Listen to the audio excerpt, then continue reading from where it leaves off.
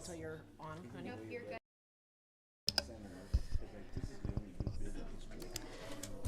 It's 5:30 p.m. and I now call to order the Grand Island Public Schools Board of Education meeting. This is the March 14th, 2022 meeting. Notice of this meeting has been advertised in the Grand Island Independent, which is the district's designated method of giving notice of these meetings. We want those in attendance to know that copies of the Open Meetings Act are available at the beginning, at the entrance to the boardroom. If anyone in attendance is interested in addressing our board, you are welcome to do so. We simply request that you complete the appropriate form and turn it in to us so that you may be recognized during the request to address the board part of our meeting. If you have not already completed the form, please see the staff person outside the entrance to this room. Public comment is welcome. We do ask that no signs be brought into the boardroom. Mrs. Simmons, would you please call roll? Mrs. Albers? Present. Mr. Barsonis? Yes. Mrs. Hinkle? Present. Mr. Hawley? Here. Mrs. Jurgens? Dr. Brose? Ms. Wolf? Yes. Mr. Brown? Here. Mr. Hlinsky? Here. Thank you. Mr. Barsonis will read the mission statement. Every student, every day a success. In educating students, we teach hearts as well as minds. Within the school district of Grand Island, every student has access to high-quality, culturally responsive, and engaging learning environments. Every student will develop literacy skills across disciplines. Every student is socially and emotionally equipped to thrive in school and in life. Every student will graduate as a college, career, and community-ready citizen. Thank you. The first item on the agenda tonight is the consent agenda. The consent agenda is to be approved. The consent agenda to be approved is as follows. 4.1, minutes from the previous month's meetings. 4.2, acceptance of agendas from standing committees.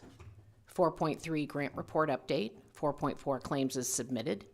4.5, bid proposals as submitted. 4.6, staff adjustments as submitted. 4.7, treasurer's report as submitted. 4.8, approval of agenda as submitted. This is the consent agenda as published. Would anyone like to remove any items or add any items to the consent agenda? Does anyone have a potential conflict of interest on agenda item 4.4? If so, please state the check number that you will be abstaining from voting on.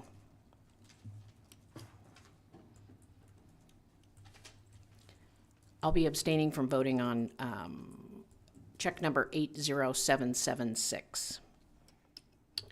And I'll be abstaining from voting on check number 81290. I'll be abstaining from voting on check number 81290. I'll be abstaining from check number 80868. I will be abstaining from check number 81290 and approve all other consent items.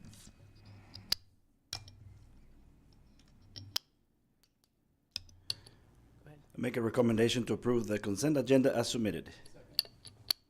Mr. Barsonis and Mr. Brown, please vote.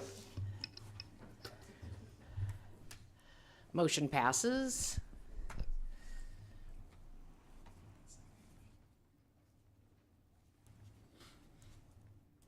Okay, then next, oh God, I always do that. The next item on our agenda is 5.1, Gates Gators will share how they deliver Tier 2 interventions that align with the functions of behavior. And we have Mr. Eckerman and Ms. Velasquez. Hopefully this works.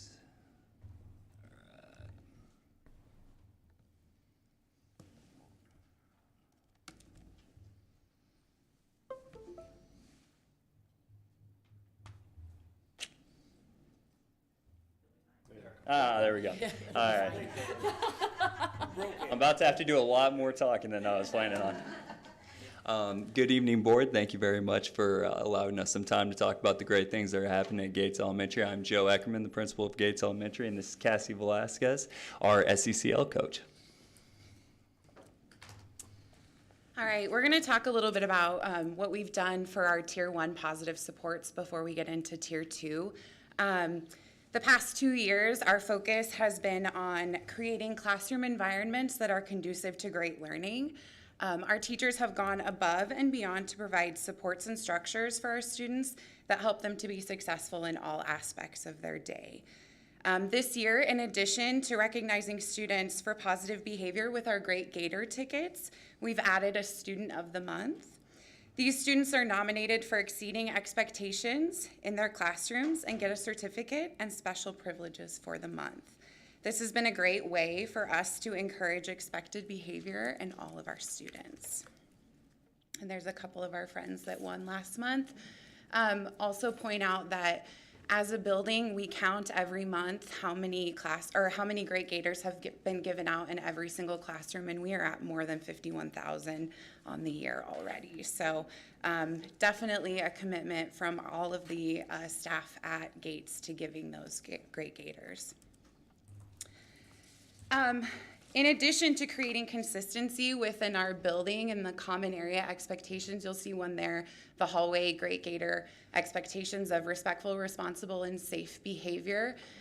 This year we've asked our teachers to create a classroom matrix that outlines whole group, small group, and independent instruction so that students never have to guess or question what they're supposed to be doing.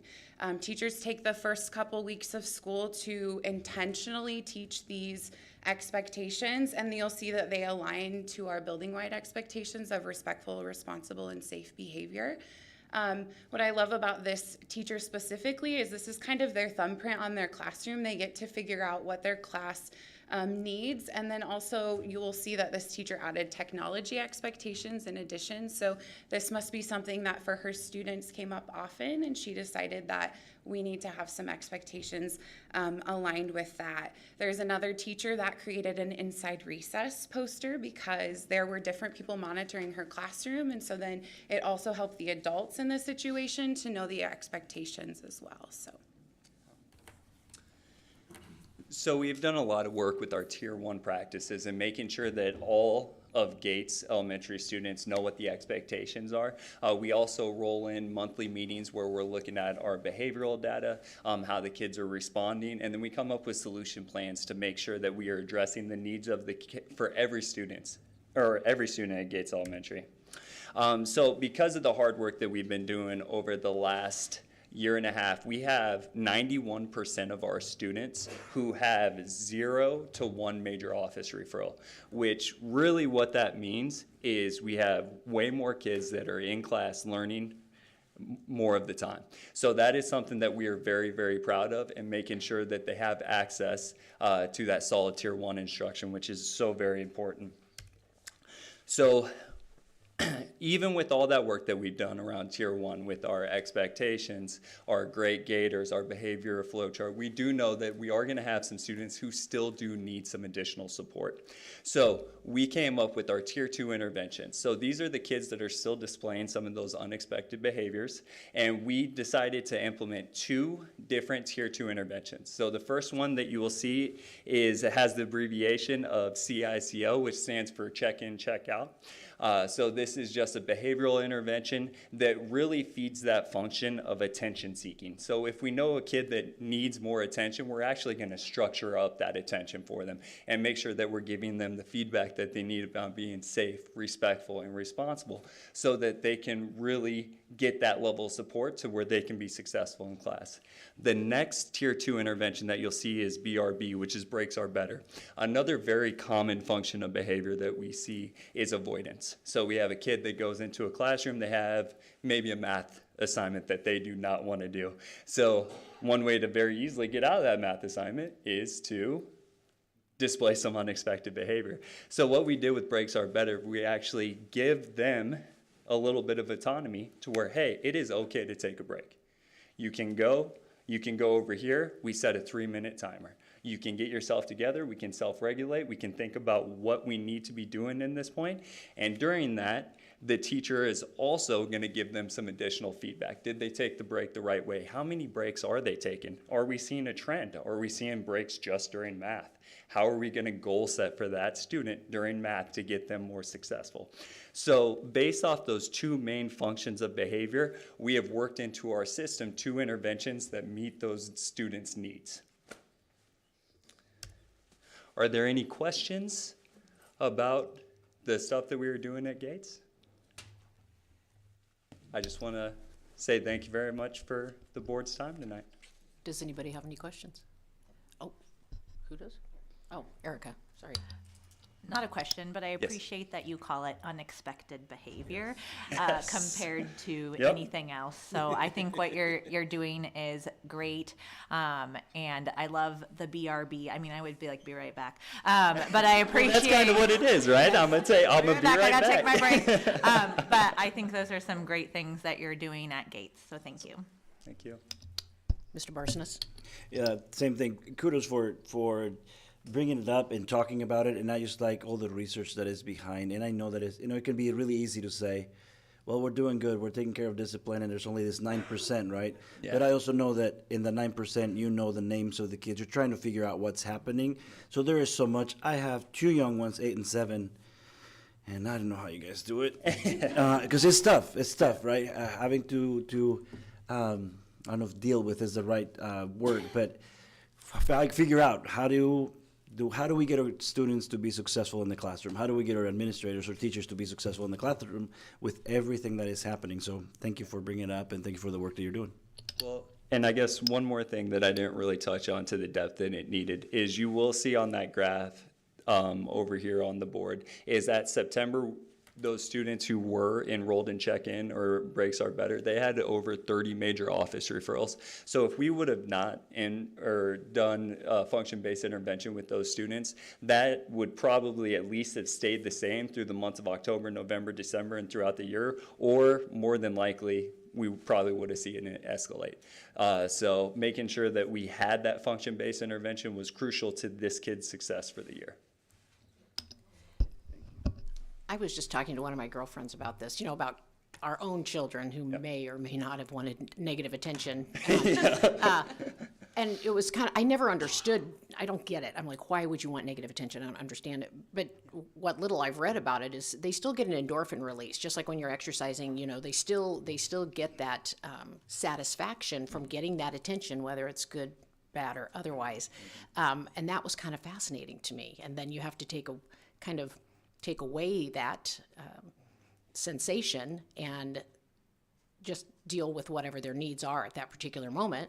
Yeah. And I just thought that was really pretty interesting. So kudos to you and well done. Thank you for coming tonight. Thank you.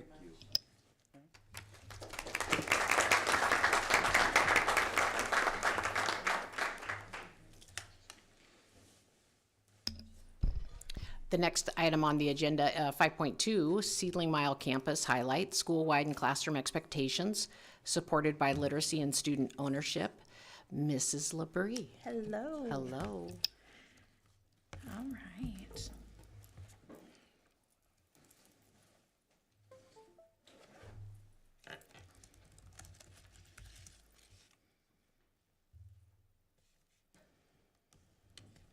Okay, well, good evening. Here we are. So very similar situation at Seedling Mile where during our academic summit planning last summer, we just identified that we needed to do a better job of equipping all of our staff to interact with students in a positive way, that we did a nice job of training our teachers, but sometimes our paras, lunch ladies, janitors didn't have some of those same opportunities. And we noticed that we had students struggling during those kind of transitional times. So through academic summit planning, we really looked at our school improvement plan. Rob Bishop had a fabulous behavior toolkit that we stole and tweaked and made our own. And that has made a world of difference. And then professional learning for all of our staff. So our school improvement goal was to implement a framework that provides clarity for all staff to effectively manage positive and negative student behaviors. And so what that looked like for us is a beautiful notebook we created. And in it, it just has a lot of different information, but essentially, it's just a place you can go when there's a struggle with a student. You can go right to this notebook. You can find some supports for that. And the thing we loved about this framework was it addressed adult responses. There are times where you don't need to address behavior, and there are times that you do. And so it kind of identified when are those times and what is appropriate response by all of us. And we even, wrote talking points like just saying to the student, if we have to discuss this again, this is the consequence, just so students know full well this is where I'm at. And that gives the power to our students. So this flow chart has helped a lot. At the beginning of the year, sometimes paras would wonder, what should I do in this situation? We just always would go back to the notebook, and it really empowered all of us as a team. It has benefited our students as well because it's the same wherever they are. The response is typically the same. Sometimes we do have students who maybe have struggled with a skill that we're working on, and so we have a think sheet. It's just a way that we can reflect on what could we have done different, how can we rebuild that skill within the student, and what do we need to do to be successful. For us, we do not have a high number of office referrals. So this summer, as we were talking about how will we monitor this goal, for us it came down to bathroom and the nurse. That's how we have students who are very compliant for the most part, but still escaping work or still getting out of something. They're still trying to get away from something. And because of that, we're losing instructional time. So we have started tracking those pieces, which is very time consuming. But it's been very interesting for us to identify which days we have more students out of the class, which teaching period. So we noticed Thursday were higher days for us, which we would not have probably inferred. We also noticed that CKLA was a time when we had more students out of the room. So as teachers, we reflect on, okay, what can I do to be more engaging during that time, or how can I adjust practice to better meet the needs of our students? Our next endeavor is that we are going to now start to support our positive goals with literacy, and so we've selected 2 books that our classrooms will be reading for the next for the rest of the school year, but 2 books a week. We're not doing classroom book a day, which we did last year and was fabulous, but we're just selecting 2 books, and the books always align with our behavior goals or positive goals for our students. So we started out with this great book called The Smart Cookie, and students had to create a recipe for how they are smart and how they can maximize that. So that's just an example of that.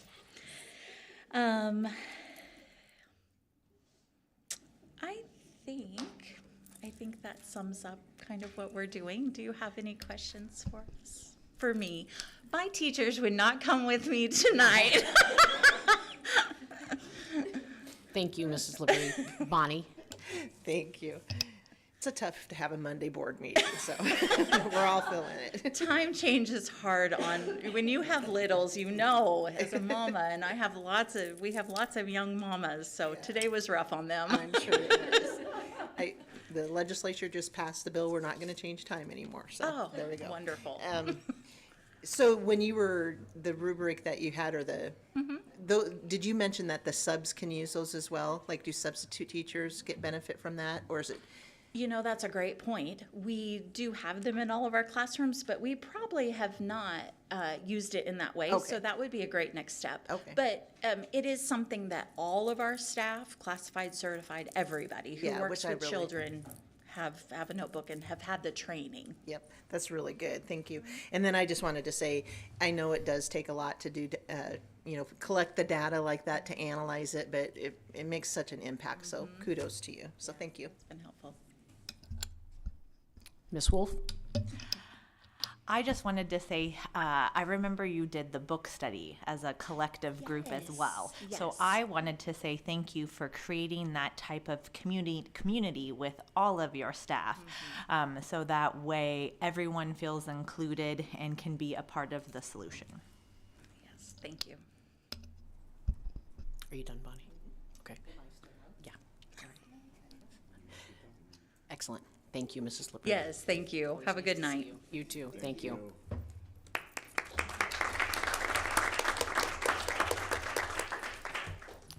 Next on our agenda is request to address the board, and I don't have any sheets, and Robin is shaking her head no, so we can skip the recess as well, and we can skip the reconvene from recess and go right to 9.1 GIPS Foundation Added Up to Opportunity Staff and Board Campaign. Mrs. Skulberg. Well, hello everyone. It's so nice to see your faces. I just want to thank you for allowing me to address you this evening. I came here tonight to give you an update of the work of the Grand Island Public Schools Foundation and to introduce you to the 2022 Added Up to Opportunity Staff and Board Campaign. So I'm sure you know by now that the foundation has hired a new annual giving director, or annual giving coordinator, Alicia Lechner, who's standing behind me. She'll be giving you an introduction to the annual campaign in just a moment. I put a couple flyers at each of your spots, and they give you some quick statistics about the work of the GIPS Foundation last year. And I just wanted to draw your attention to this financial stats page. Just to note that it's hard work to both collect and give away money, but your foundation has built a staff who give tirelessly and understands that we operate in a glass house. We are determined to do all we do in a credible manner with solid processes. Obviously, the best number on that page is that we put $1.4 million into programs and scholarships and grants benefiting students last year. And I do want you to note too, on the back of that page is a listing of those scholarships and grants, those named funds that we manage, just to take a peek through those. And, you know, there are people that you know, those are families that you know, and they are well loved, and they love Grand Island Public Schools. So as you can see, just the accounting alone is to our mutual benefit. And in addition to the $10,000 gifts processed last year, the foundation handled more than 2,600 transactions for our booster or parent organizations. We work very closely with the GIPS business office, supporting multiple functions of the organization. So I must admit, this job produces many powerful moments, lots of happy tears, fairy godmother opportunities, and some sad tears too. And it all boils down to our donors. We have incredible donors who have stepped up, ready to give extraordinary opportunities and invest in our students. And they are the ones that see what's possible and make it happen. If you were sitting around this horseshoe 19 years ago, and I think there are some who were, I think Terry Brown, were you sitting here 19 years ago? Yes. You probably never would have dreamed that your foundation was capable of investing nearly $30 million into students. And you would have been right. 19 years ago, we were not capable, but we are capable now with the solid footing of our district partnership and support. This, coupled with community trust, long-term relationships, a little bit of grace, has defined our path to significant investment in students. With this and all of the other things noted on the flyers in front of you, it leads me into culture, and that's why I'm here tonight. The foundation's ability to invest in our students boils down to the internal support from teachers, staff, administration, and board members. This has been and continues to be significant testimony for our organization. The numbers show that stakeholder investment by staff and board members snowballs into investment by outside donors, and you see that.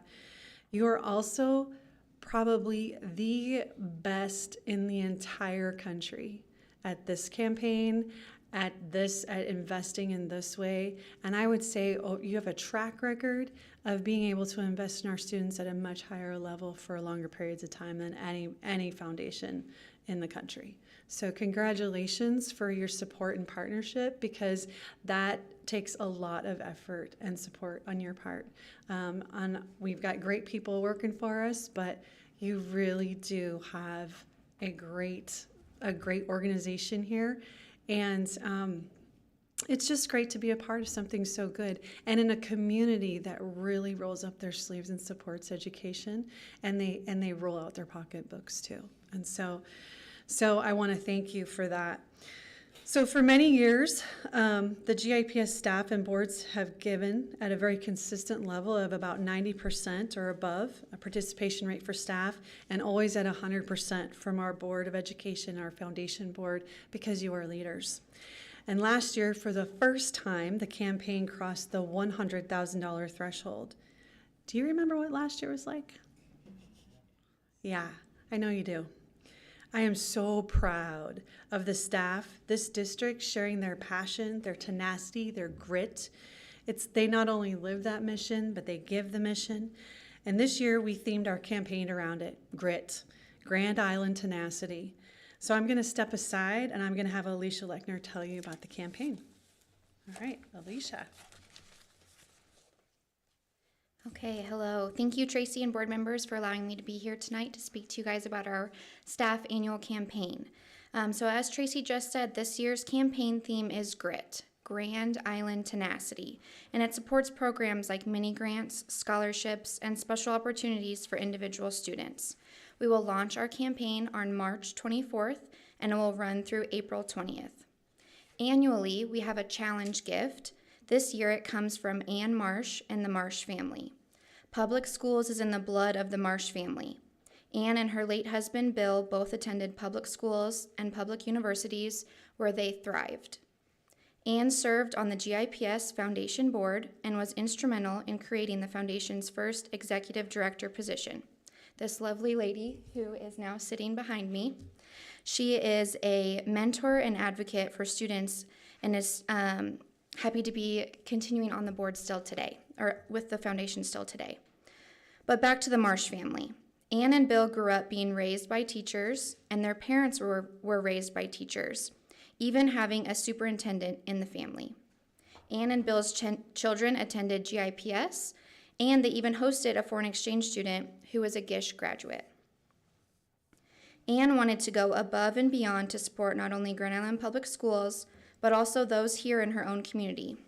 With sincere desire to encourage the staff and board in Grand Island to continue giving to the foundation, the Marsh family has pledged $10,000 in support of the public education to match all new and increased gifts towards the campaign. This is fantastic because normally our challenge gift is around $5,000 every year, so to increase that to $10,000 adds so many more additional opportunities for our students. And along with our grit theme, we also have a trend, a 10 trend. So our challenge gift this year is $10,000. We're celebrating 10 years of offering the campaign t-shirt incentive to staff, which they love.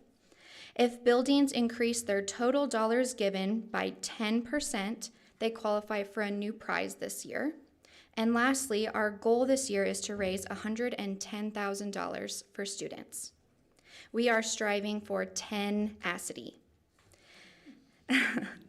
Now I know this is the first time I'm officially addressing you, but you know that I can't come here without also soliciting you. It's part of my role. So here is some information on how you can give. We will be sending out materials to you in the mail. The foundation will be participating in Go Big Give again this year, so if you choose to give using this mechanism, there will be instructions in the packet that will be mailed to you in just about a week and a half. I do want to thank you for your past support. It is amazing to come into a nonprofit that has great support from not only staff, but board members as well. Please help us continue this incredible culture of giving. Think about why you give, and I invite you to continue to invest in students with us, invest in grit, and help us achieve our 10 trend with your gift of tenacity. So I'd like to leave you with a little testimony from Jolene Ziegler, who's a teacher at Grand Island Senior High and one of our co-chairs this year.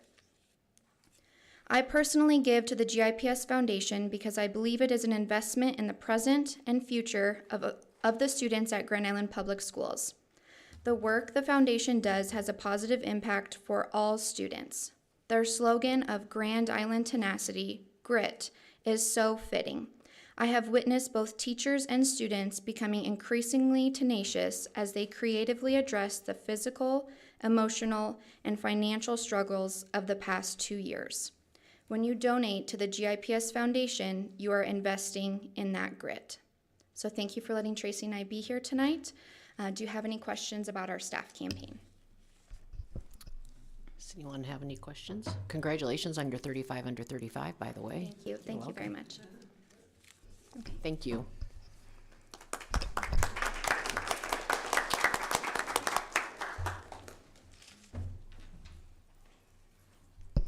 Next on the agenda is 9.2, expediting child find process.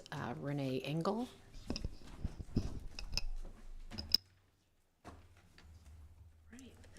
Board members and Dr. Grover, thank you for letting me join you this evening. My name's Renee Engel, and I'm the Director of Special Education. Tonight, I'm bringing before you a proposal, which will also be an action item later, and it is to purchase hardware in the form of iPads and software in the form of a web-based assessment suite tool that will make our child find process more effective and efficient with this updated technology that allows for the administration of web-based assessments. It'll help us with our scoring and reporting capabilities. This tool actually offers a complete set of options for scoring, interpreting, and reporting assessments, which will result in a condensed time for our assessment or our child find process. You might be asking, why do we want to do this? Well, with the enhancement and use of this Q Global interactive web-based system, our school psychologists and our speech-language pathologists will be able to create personalized batteries of assessment at the instrument and subtest level. And they've been proven to allow us to better serve students, families, and staff. It'll minimize the time we spend on administering tests, and it'll streamline our workflow and reduce our manual data entry. Okay? So we are proposing that we utilize our ARP funds. I couldn't come to you without an acronym. That's the special educator in me. So our ARP grant funds are actually the American Rescue Plan funds, and these are one-time grant funds equivalent to ESSER funds, but they can only be utilized to serve students with disabilities, okay, and to support the systems and processes that we have in place for them. And we'd like to utilize these funds to make this an initial purchase. We actually wanted to update to this equipment and hardware about 5 years ago, but we didn't have the funds at that time to make this initial purchase. So we're grateful that we have the ARP funds to make this initial purpose, if you guys agree. NDE thought this was a great use of these funds, and they've actually also already approved the use of these funds in this way. So if you guys do the same later as an action item, we would appreciate that very much. Do you guys have any questions for me? Anybody have any questions? Mr. Brown? I already asked Corey Gerhart why the iPads, but I think Okay. I got my answer on the iPad, so that's fine, because we've spent a long time without them. Question would be software. Is there an annual subscription to that? There is an annual subscription fee. Is it rolled into this? Yes, yeah, and if we do this on an annual basis, we no longer have to buy the individual protocols, and protocols can cost anywhere from like $2 to $8 per protocol. Right. So we won't have to do that. We'll just have the annual subscription cost, and we can plan and maintain that. That's sustainable for us. Thanks. Yep. I'm sorry, my computer is doing 7,000 updates, so I'm not able to see the document at the moment. However, I just wanted to ask, within the subscription, is that a certain number of what we'll call licenses, and so then do we have any concerns in regards to having to purchase additional licenses later on? Or are we purchasing enough that we think will be good for like 5 years? What do we think? We are going to do this on an annual basis. Right now, being able to hire school psychologists and speech language pathologists is very difficult. So I don't know what the likelihood of us being able to increase our FTE in the future will be. So we'll do this on an annual basis. And I think we can maintain that over time as well. Yeah, great question. Great. Thank you so much. Thank you.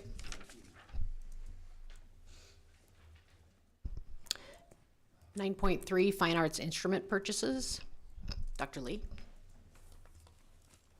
Good evening. Thanks for having me here. Thank you for the invitation.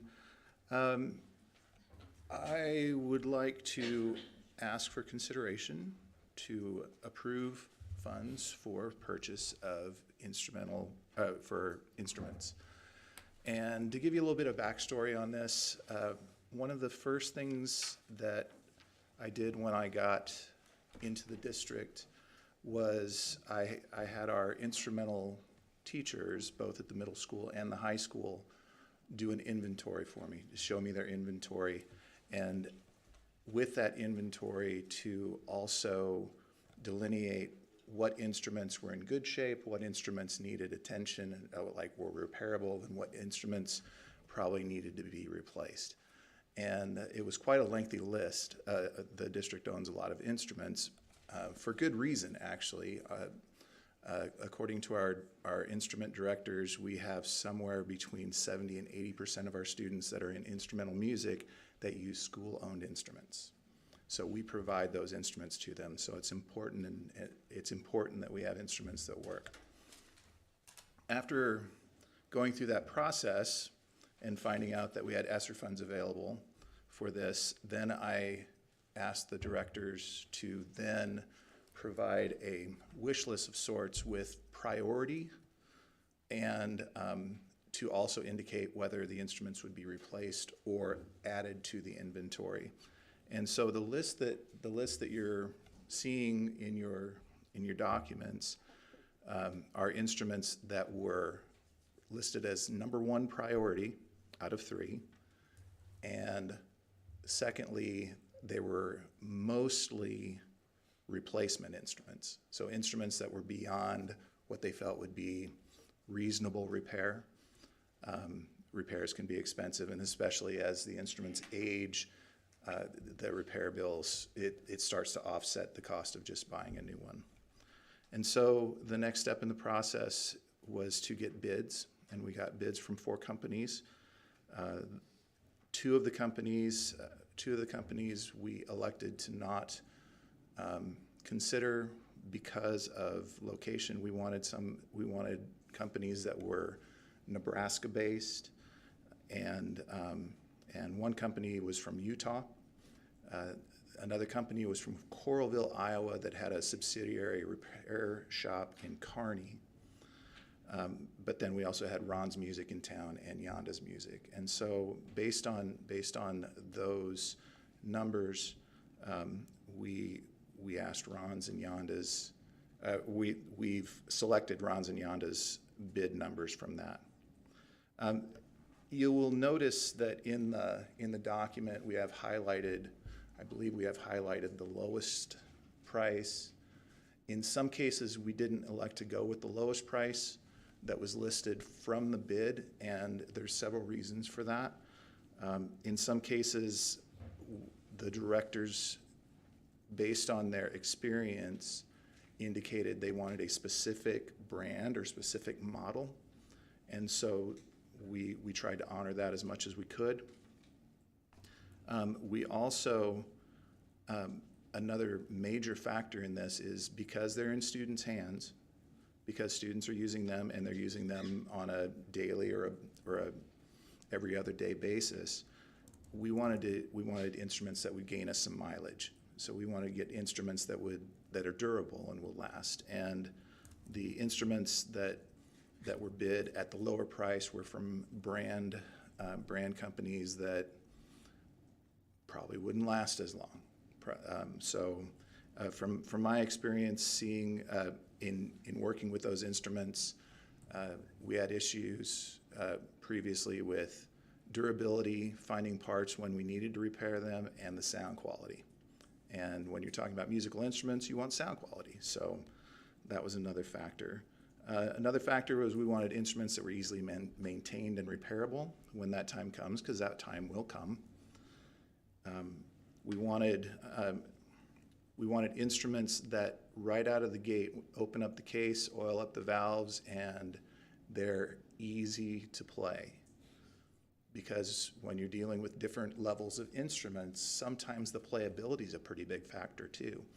And if a student is starting out, one of the most discouraging things to a student is an instrument that doesn't want to play. They think it's their fault. Sometimes it's the instrument's fault. So we want to make sure that we have instruments that are quality, that the kids don't have that barrier. And then finally, we wanted, in working through this process, I used some of my connections with national level vendors, and one of the vendors, Selmer, which covers Selmer, LeBlanc, Bach, those instrument brands.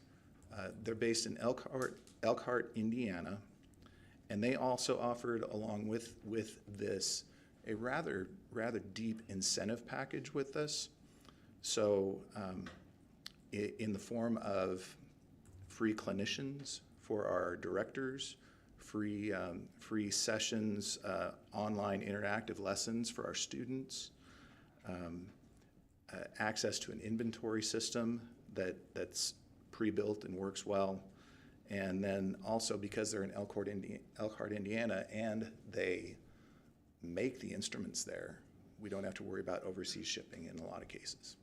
So that's a little bit of the backstory behind this. And this will come up in an action item later on in the meeting, and we're asking for approval. Any questions? Dave? Going through Yonda's and Ron's, which, thank you for keeping it local. I think that's a best bet.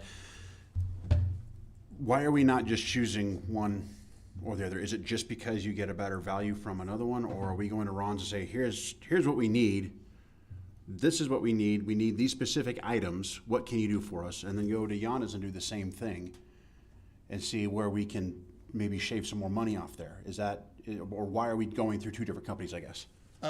Good question. It's a good question.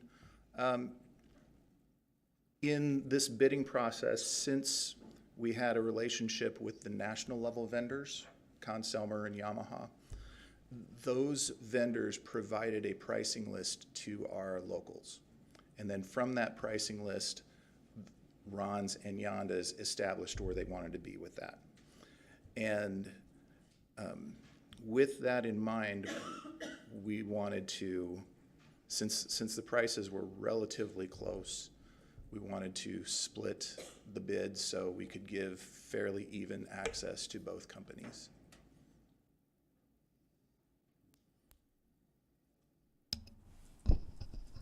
I'm full Ms. of Wolf? questions today. That's all right. In regards to the Selmer, they do have that camp usually for directors in the summer.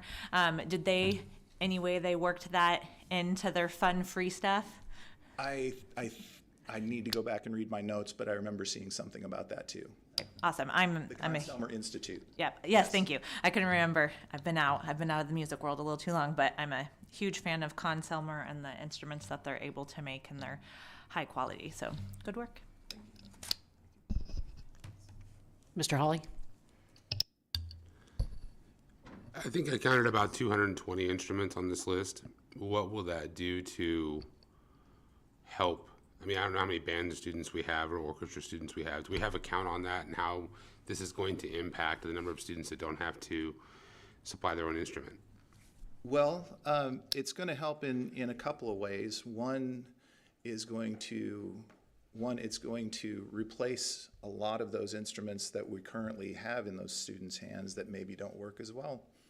But then the other part of it that is going to be helpful is with the larger instruments, since these kids have to take instruments home to practice, we're going to be able to have an instrument for them to have at home to practice so they don't have to cart a tuba back and forth to school and back, either on their bike or in their parents' car or whatever transportation they have. So we're expecting to see a pretty high impact with this. Thank you. Dr. Grover? Yes, thank you so much, Dr. Lee, for your report. I do want to share with the Board of Education why this is so important to us in regards to the instruments, and why we are so excited that we have the opportunity to have some new updated instruments. This did rise to the top of the priority list with our ESSER dollars because of the connections to the mental health and the social emotional supports. We understand what that means for our students if they're engaged, if they're involved, and there's so much research now that is supporting, you know, the connection between arts and mental health, and we're excited about how this is going to benefit our students from a social emotional learning aspect. And I want to thank Dr. Dexter and Dr. Schroeder for really making that connection and helping us to meet that level of expectation for the ESSER dollars. Thank you. Excellent. Thank you, Dr. Lee. Thank you.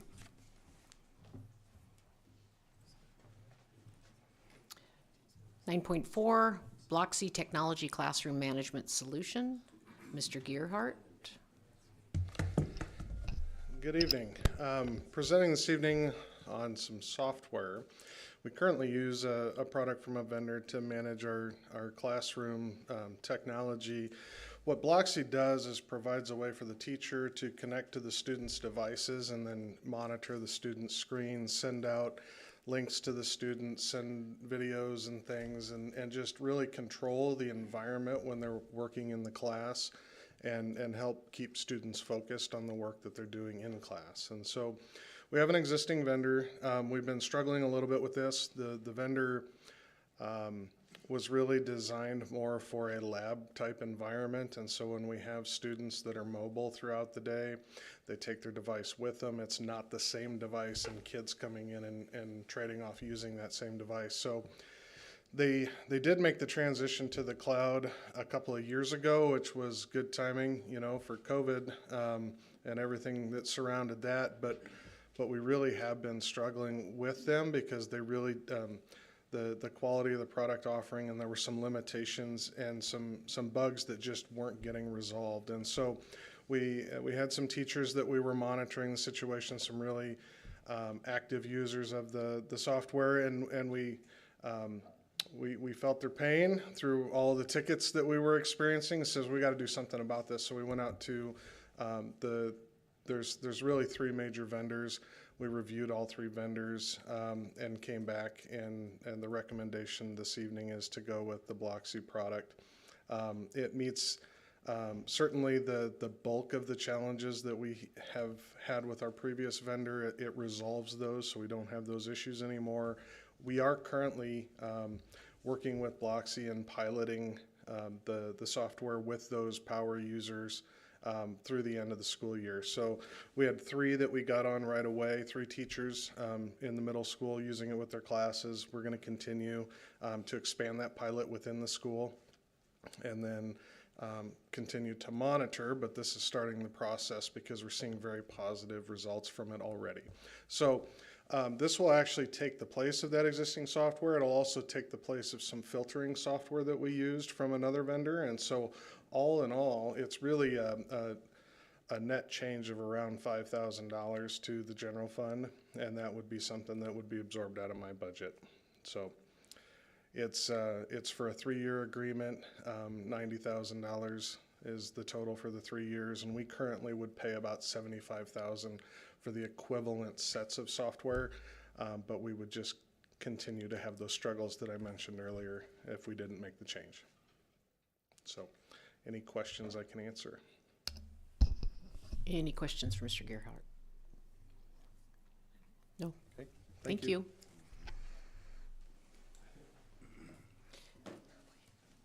Nine point five, new ELA standards adoption. Dr. Bills and Mrs. Kuehl.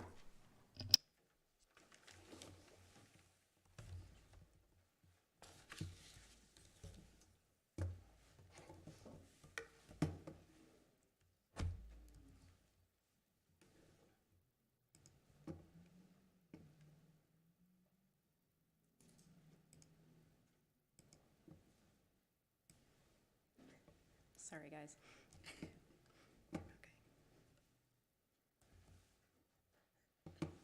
Maybe?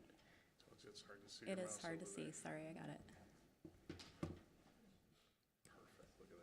Okay. Okay, I'm trying. Am I on full screen? Can't see. Let's see. Yes. All right. Okay. All right. Okay. We're good to go. All right. Thank you, members of the board. Kara and I are excited to talk with you tonight and to make the recommendation that we adopt the 2021 Nebraska English Language Arts Standards. This is in relation to our board policy 7310. So just a little bit about the revision process that took place. The writing committee for the 2021 standards consisted of a group of geographically diverse Nebraska educators. The editing committee comprised of a smaller group of those individuals who were on the writing committee.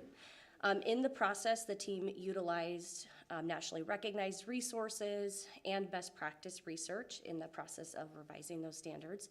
And it also included input from employers and representatives from post-secondary institutions to ensure that the standards reflected the skills that are necessary for college and career readiness. I also just want to take this opportunity to recognize the GIPS individuals, educators who are represented as a part of that standards writing committee. So myself participated in that, as well as Liz Boyle, who's was a middle school ELA teacher and is now an academic support coach, and then Bianca Ayala, who was an English language learner teacher at the elementary and transitioned to the middle school this year, was also on that committee. So a little bit about the 2014 standards. Those standards consisted of 4 strands: reading, writing, speaking and listening, and multiple literacies that you can see within the graphic that you're seeing here. One thing that you're going to find in the 2021 standards is that those multiple literacy components are embedded across the other standards. So it is not a strand that stands alone in the revised 2021 standards. The 2021 standards are greatly improved from the 2014 legacy standards. They include many important shifts in instruction that we're going to talk to you about tonight. As represented in the graphic, the new 2021 standards call out the significance of early literacy, illustrating that they set the foundation for all later literacy development. Additionally, the reading standards have been split into reading prose and poetry and reading informational text. This is a really important shift in the revised standards because they're really sensitive to the manner with which a reader approaches these 2 different types of texts and the type of information that they glean from their text reading.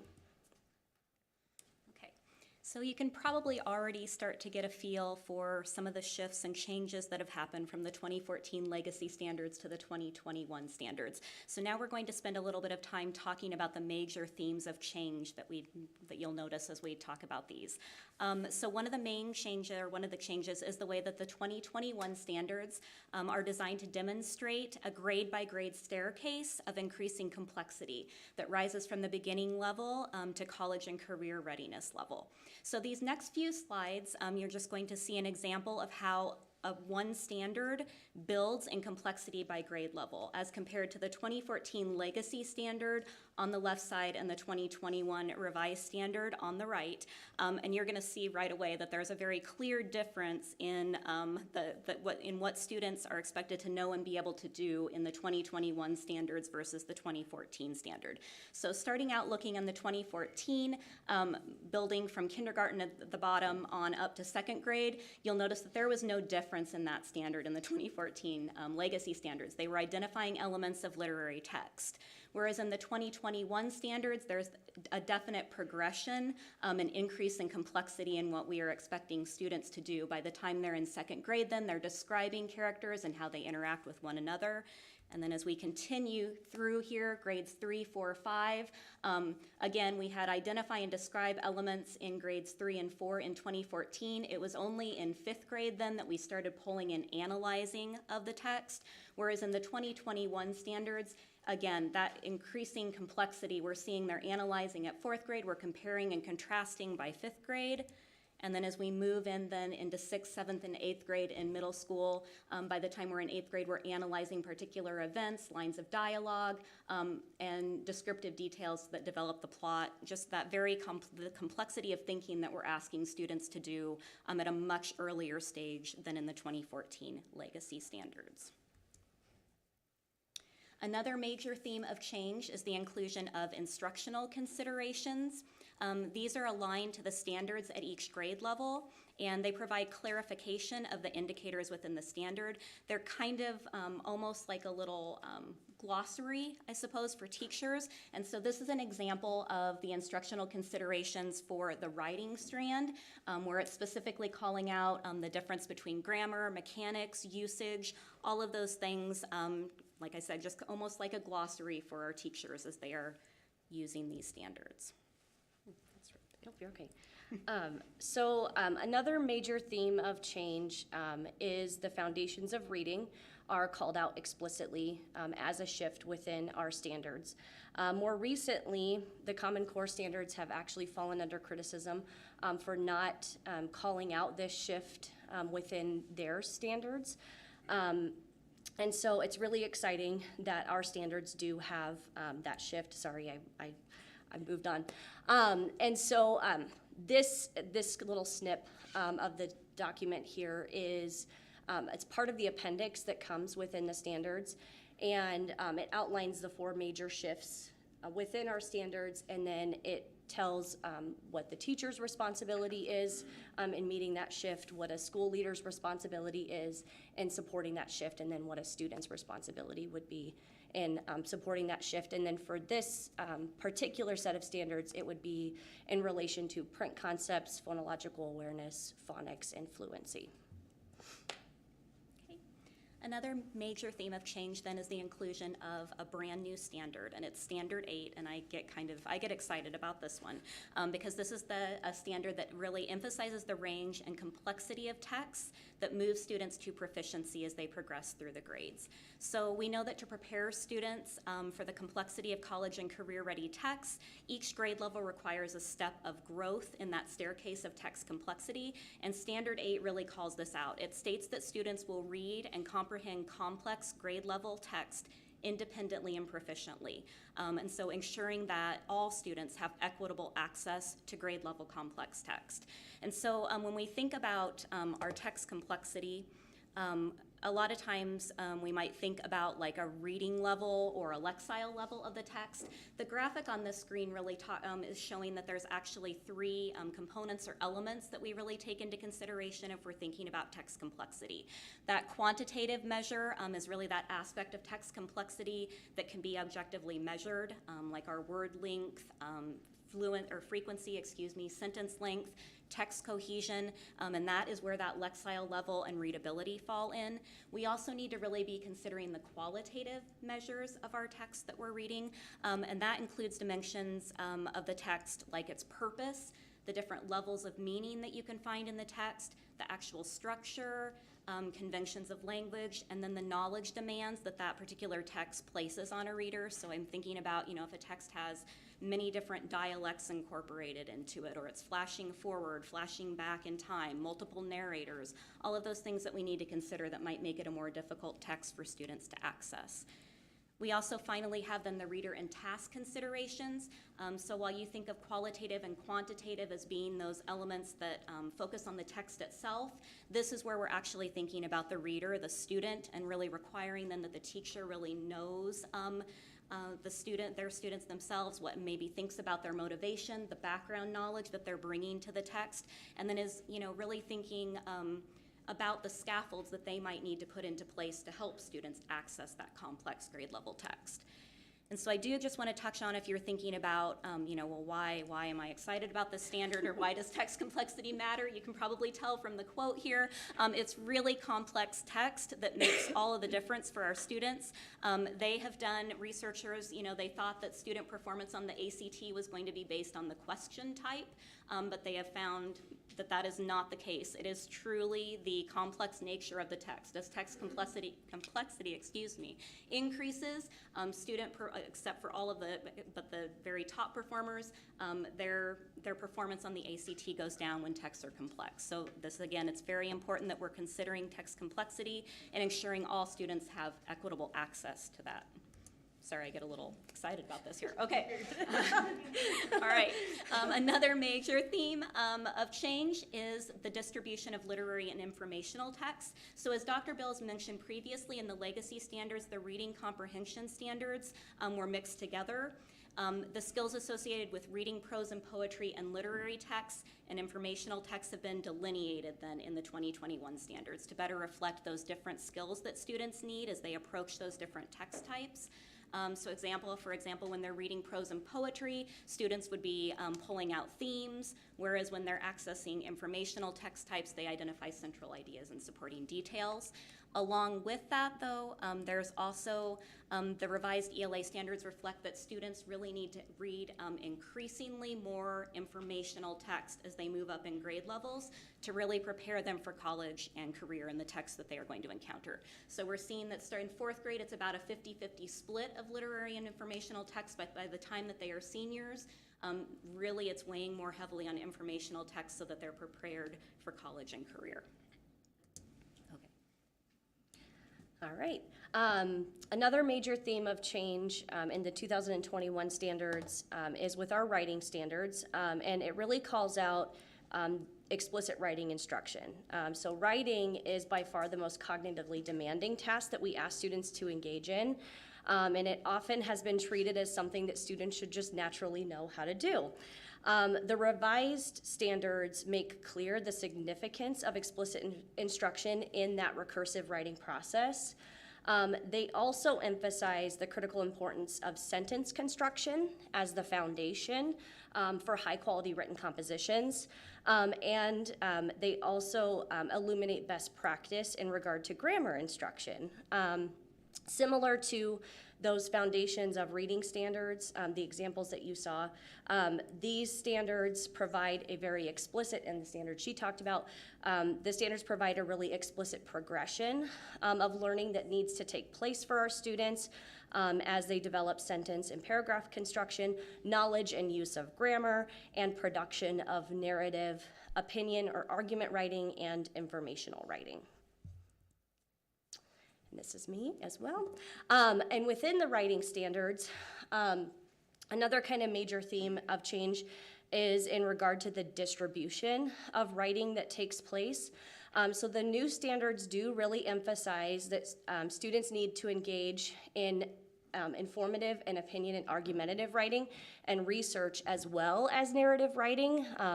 I think especially in the elementary grades, like we like to give kids lots of opportunities to be creative, and that's wonderful and it is fun. But again, to prepare students for middle school, high school, and beyond, we need to start preparing them in elementary school to write good opinion pieces and write good informative pieces and to conduct research. And so they really do call out the importance of students engaging in all of those modes. And although the standards are organized under those 4 broad bands, you'll see in the instructional considerations that they encourage schools and educators to consider providing students with a variety of opportunities to engage in a variety of forms of writing within those broad modes. Oh geez, it's me again. In terms of alignments, just want to share the 2021 standards, the foundations of reading standards have a really nice direct alignment to the Nebraska Reading Improvement Act. All of the standards really reflect the current research around the science of teaching reading, which is a wonderful thing as well. The science of teaching reading is actually even called out explicitly within the standards document. And then standards for text complexity as well, ensuring that our students are able to comprehend texts in their post-secondary work or their chosen career fields. So then I'll just talk through a little bit our implementation plan here. So in December and January, Dr. Bills, myself, Dr. Tom Jack, and then a group of academic support coaches attended some professional learning at ESU 10 and Kearney, just so that we could kind of prepare for this shift as we're moving forward. We're hoping, pending board approval, local standards adoption in April 2022. And then in our this summer, our ELA task force teams will participate, will participate in professional learning around the new standards and work to revise our curriculum guidance documents to ensure standards alignment with our high quality instructional materials.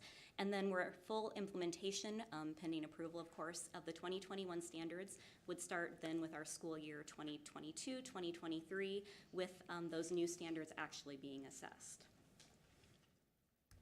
Okay, with that, for questions. Any question? There it is. I was like waiting for you, Dr. Dan. There. Dr. That's fine. I asked this question during the committee meeting. I'm going to ask it again for these people. Reading for information and secondary mindsets, which are or include, I am not a reading teacher. What are we doing for the people in science and social studies and some of the technical trade areas to help them teach their kids how to read the text for information? And I guess I can speak to that and jump in as well. We actually participated in a book study with our GISH staff, selected GISH staff, in a disciplinary literacy book study, just so that we could kind of, we knew that that was going to be a concern of our content area teachers, and so we engaged in a book study with them and really brought them on board to try to talk through what that actually would mean as if we are reading in our content areas. And I don't know if you have anything to add. And writing in our content areas. And I think a lot of it too was helping to kind of espouse misconceptions about, it's not about taking a generic reading comprehension strategy, right, and like lobbing it over into your classroom, but really thinking about how do historians read text? How do historians think about text, right?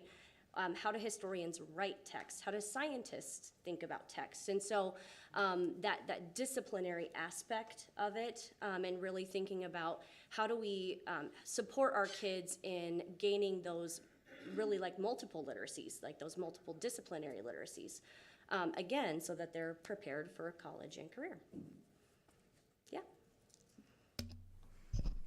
Isabella? Yes, thank you. Not a question, but a comment. And I think when you got excited about like the word analyzing and all this, I get excited too. I love reading. So it makes me excited that like the higher need for, reading and understanding language and comprehending is already like in the works. It makes me very excited. I know I just talked to my English teacher about this a long time ago, but I love that. And I appreciate the need to having the students have the kind of requirement to learn how to write, like, some of the expectations that they know how to write, and I think that I've even had that expectation on my shoulders, so like just having that implemented just like weight off my shoulders already for like the future students, and I appreciate that and the college readiness to that, because I know I'm gonna need it and it's in the works. Thank you, I appreciate it a lot. Oh, Dr. Brose, sorry. The standards are the what? I think of letters training as the how. Are these things going to mesh and align? Yeah. Are teachers going to be able to make that transition? Because what I see is an evolution here, the 2014 and then 2021, those have really, I think, fleshed out a lot. Mm-hmm. Yeah, and I really do think the new standards honestly, I don't want to speak for our teachers, but I do think that they're going to feel like even a sense of relief, you know, that there is much more clarity around those expectations. And I would say too, the standards do a very nice job of, I think if anything, it's just gonna validate, you know what I mean? It's gonna validate their learning, it's gonna validate the things that we're doing. And I've already, you know, kind of been thinking about how I can, you know, help bridge those gaps and help teachers kind of see how all of these things work and go together. So thank you for the question. Ms. Juergens.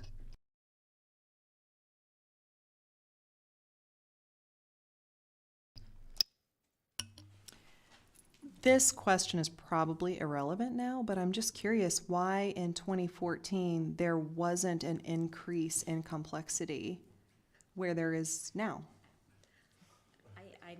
I mean, maybe you know the answer. I don't, because I know didn't that come they- here until I know. 2018. I don't know. I know that they said that Marissa Pazant from the state, I know she mentioned in one of her webinars that I watched that was one of the things that they got dinged on when they were audited, was that there was not that, but I don't know why it wasn't included to begin with. Well, and it is actually very interesting when you look at the standards. That there's in parentheses, you know, there's examples, and the examples kind of like show a progression, but schools are also told to take them as examples and not the standard itself. And so the standard itself doesn't communicate a clear progression. And so, and I wasn't fortunate enough to be here in 2018, and so I can't speak to, or 2014, so I can't speak to that process that took place. But yeah. I mean, at least we fixed it, so that's exciting. Yes.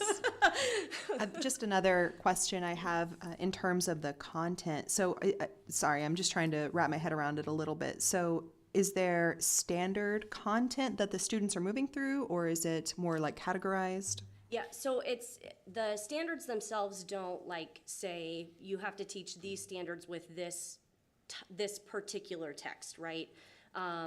Or this particular content. They're really more designed to lay over any content, any book. The biggest thing would be the complexity standard. The complexity standard really does call out, you know, if I have a 5th grader, I can't be using a level B or C, which would be like a kindergarten level in the old guided reading days book, with that student and say that they're meeting a 5th grade level expectation, because the 5th grade level standard says that they need to read and understand grade level text, and that text would not be considered a grade level text, which is another reason why I'm so excited about those standards. So yeah, it really just calls out that the text complexity needs to be appropriate for the grade. That's great. Thank you so much. Yeah, absolutely. Ms. Wolf. I would like to say thank you for your enthusiasm. I just told Dr. Brose, like, I really just want to come to the training now. And even though my background is in education, I taught music. And I was like, I didn't even do ELA, and I just want to go do it and learn all the things. So I appreciate your hard work on this. And I mean, if I could come, that would be great. But thank you very much.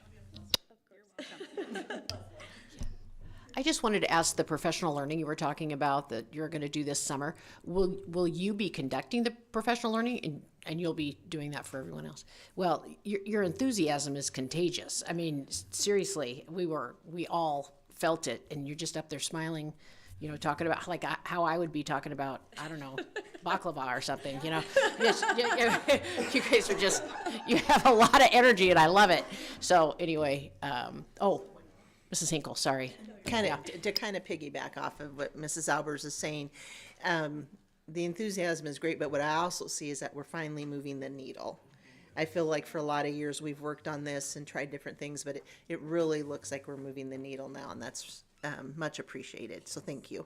Yeah, absolutely. I would agree. Thanks so much.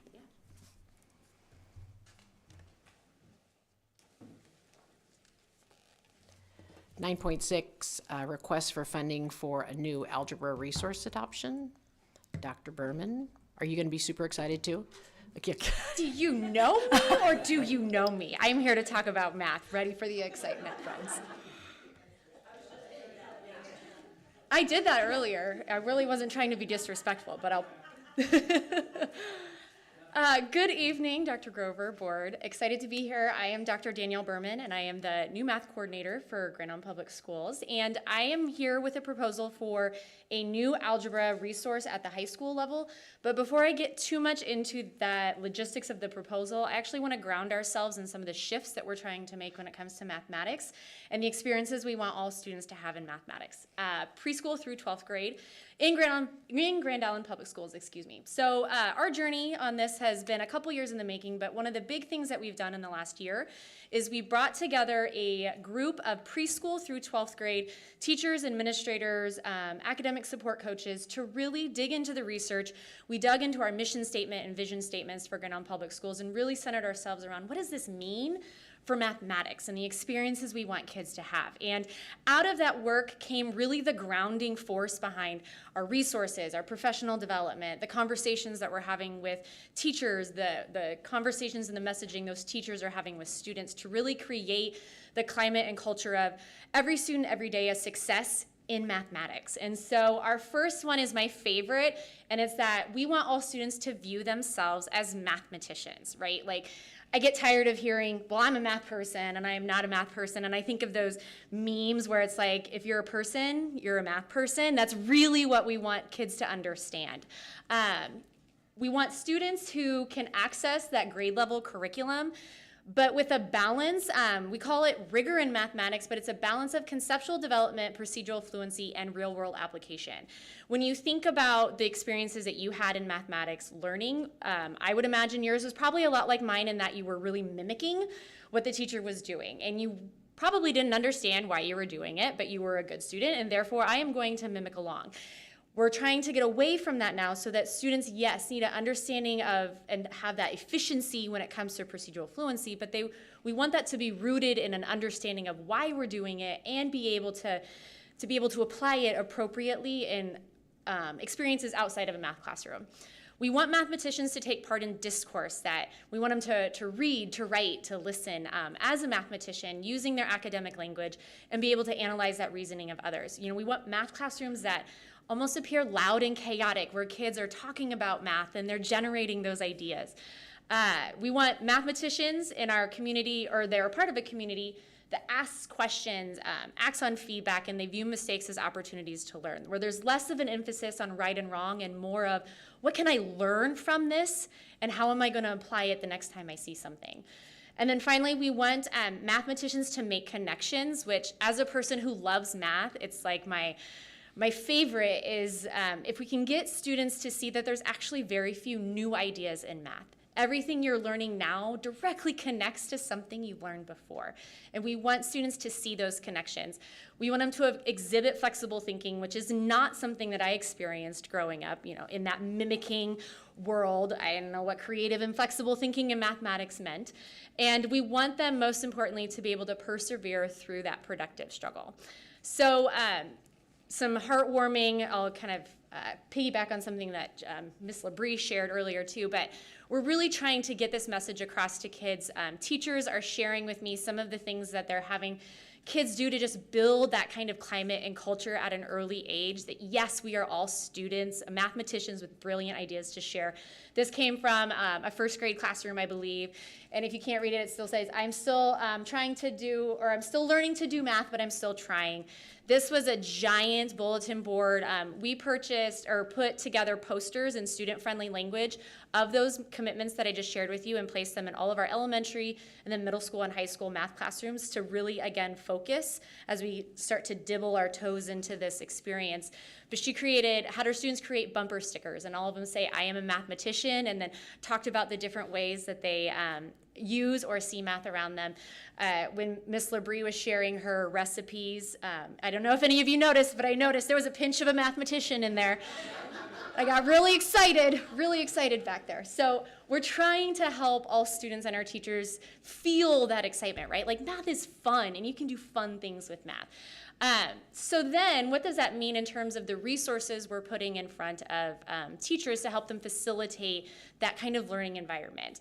Within our strategic plan, we focused on every student has equitable access to rigorous and relevant coursework by a commitment to adopting and implementing high quality instructional materials. But what does that mean in mathematics? When we talk about high quality instructional materials in math, the standards want us to emphasize these three core shifts where we're focusing at a deeper level with fewer standards. So instead of going a mile wide, inch deep, we're going deeper with fewer standards. We have coherence that brings in the connections that I was talking about earlier, where we're linking those topics and we can see that progression not just from grade level to grade level, but from strategy to strategy within grade levels. And then that rigor balance with conceptual understanding, procedural skill, and application that I mentioned is one of our commitments. The NCTM, which is the National Council of Teachers of Mathematics, also suggests that high quality instructional materials need to promote reasoning and problem solving, and they're gonna build that procedural fluency from conceptual understanding so that we're not seeing this mimicking of students just copying verbatim what a teacher is doing, but that there's some discourse happening and some exploration of the conceptual understanding in order to build that procedural efficiency. So we've been on a journey the last couple years, specifically at the secondary curriculum, or the secondary level, bringing in resources that allow us to facilitate the shifts and provide for the experiences we want students to have in mathematics. Coming off of the pandemic shutdown in 2020, 2021, was our first year of adopting new resources at the middle school level. It was a great time to adopt new resources, but the teachers did a fantastic job. We ended up adopting Origo, which is our 6th grade resource, was extended from our K-5 resource. And then we adopted college preparatory mathematics at 7th grade, 8th grade, and then our 8th grade algebra, which is an accelerated course that covers both 8th grade standards and the high school algebra standards all in 1 year. And we've seen some really early successes with this that I wanted to take advantage and share with you because our teachers have just, in the midst of COVID and a pandemic, adopting new resources, they've really done an outstanding job. So what you're seeing here is the state NSCAS math results. The light blue bar are the percent who are proficient on the state exam, both before in 2018, 2019, before COVID, and then in the 2020, 2021 school year. So we did not take a state accountability test in that middle year there because of the shutdown. So you can see that overall across the state of Nebraska, we're seeing the national trends in mathematics when it comes to that learning loss, where 6th graders across the state were 55% proficient in the 2018-2019 school year, and then we're only 47% proficient in that 2020-2021 school year. In Grand Island, after that first year of our resource adoption, we actually saw the opposite happening, where in prior to the pandemic in 2018-2019, although our proficiency numbers aren't what the state has, we did not see the dip that the state experienced. And in 8th grade especially, we actually gained ground when the state lost. And so when you think about the gap of where we were prior to the pandemic occurring and where the gap is now, we've reduced it. And that is a credit to our teachers, the commitment that they have to the work that they're doing, the passion and love that they have for their students, and the buy-in that they have for the experiences we want those kids to have. And so that's a tremendous achievement for them and something that we could really celebrate in the midst of, again, adopting a new resource with everything else that they had that they were tackling. So then the next phase of this, as we continue on this journey, this was the second year of the middle school adoption. And then going into the high school freshman academy and our English as a second language algebra course actually piloted 2 resources this last year. They piloted college preparatory mathematics, which was our 7th and 8th grade adoption, and then a resource called illustrative mathematics. They also, as an entire high school CIA group of all math teachers, dug into a book called Catalyzing Change in High School Mathematics to really ground and reflect on their experiences as learners and introducing those commitments that I shared with you earlier, and really trying to frame a reason for why we need to make some tremendous shifts, not just with curriculum, but our instruction and the experiences we're having kids embark in the classroom. And then next school year will be our first year of adoption of a new algebra resource at the high school. Will be adopting illustrative mathematics, which I'll share a little bit about. It's incredibly exciting. And then continuing this phase-up approach, we will be piloting resources in geometry for next school year. The Freshman Academy and our ESL algebra teachers came to a decision about illustrative mathematics over college preparatory mathematics, really looking at the picture holistically. They looked at some major content development, like how is the progression of quadratic functions actually playing out in CPM versus illustrative. They used a scoring rubric that were aligned to those core actions and our commitments. It was less about what's the technology accessibility and more about on a daily basis, what are kids experiencing and the types of tasks that they're having to complete. 3 times over the last year in all of our algebra courses that we're piloting, we also conducted a self-efficacy survey, which really goes back to that first commitment of we're wanting all students to view themselves as mathematicians. And I'm gonna share just a couple results of that survey that will get you really excited. And then some ongoing teacher reflections. It was very fascinating to read. Every other week, teachers actually submitted like journal entries of their observations and concerns. And so when they were brought in to start really figuring out which resource, they went back through this journey of the last 6 months and could really see and go back through those observations that they were having of students. Illustrative mathematics is the highest rated resource available, not just at a high school level, but across the board K-12 when you look at Ed Reports. Ed Reports is generally your first go-to to really vet out resources that are high quality and aligned to those shifts that I shared with you earlier. And so the fact that they were seeing such tremendous success with a resource that is regarded as so highly is incredibly exciting. In fact, it scores perfect across the board. There's only one other resource that even comes close, and it's actually a brand new resource, and it's one of the ones the geometry team is going to pilot coming up this next school year. The cost for a 6-year adoption for this is going to be approximately $92,000. It includes student consumable workbooks, which the teachers have commented drastically has improved engagement and just the willingness to dig in, not having to transfer from a textbook. You know, we want math to be kind of messy, right? And we want them to look at data, and there's going to be a lot of graphs, and just the not having to transfer onto a piece of notebook paper has dramatically helped just engagement in the classroom. And then we'll be paying for teacher print guides too, which that part of it's only like $375.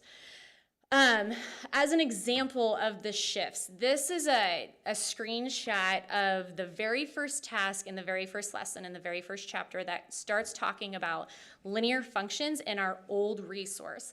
And you can see it probably looks very similar to the textbooks that you had, where the task started with a definition, it had an example problem. It didn't leave much to the kid having to do anything other than going back to that mimicking idea, right?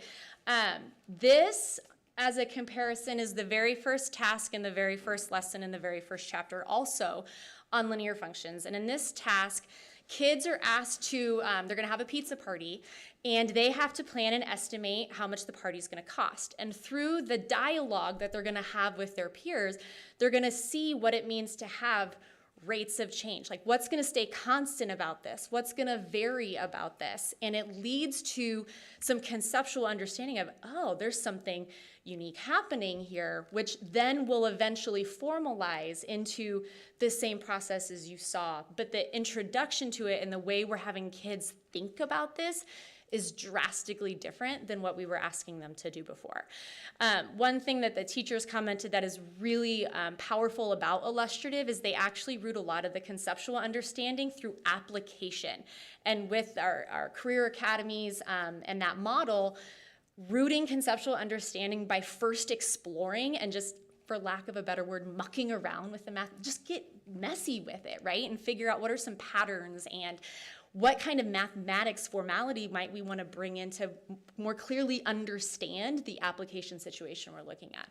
So we're very excited about that. Some things that teachers were saying that were participating in the pilot, that they've seen more engagement with students than they ever had before. Students are learning from their mistakes, they're wanting feedback, they're exhibiting flexible thinking, and they're wanting to hear different strategies. And one of the most powerful things that is coming out of this is, I mentioned the self-efficacy surveys that we gave students 3 times a year. We gave this particular one, this was given in Spanish, and there were probably, I think, 14 questions that students had to answer. We gave it in August, November, and then at the end of February. And these particular results came from the ESL Algebra class. And I pulled out number 4 and 5, which is I can be successful in algebra and I enjoy math. And I don't know if you can see it on the very top right corner, but what we want to see are oranges and greens, and what we don't want to see is reds. And so what we were hoping is that at the beginning of the year, maybe we would see more of the red and the blue, right? Maybe students having not much confidence in themselves as doers of mathematics. We were hoping to see a shift, or we were curious if we were going to see a shift throughout the year.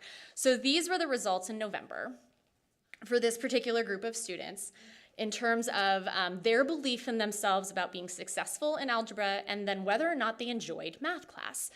And then here was their results in February. And so the interesting thing about this is that we made the course substantially more difficult and rigorous, but students are walking away from it with this tangible belief that they can be successful in rigorous and relevant content, and they're enjoying it more, even though we made it harder. So it's really eye-opening for really our stakeholders to see, like, our kids can do it, and they can make these wonderful connections. And you know what? It's more fun too when we're working through that process. So our next steps this summer, we'll bring in our algebra team. They're going to dig into actually creating some curriculum guides and standards alignment, and then develop their implementation and ongoing professional learning plan.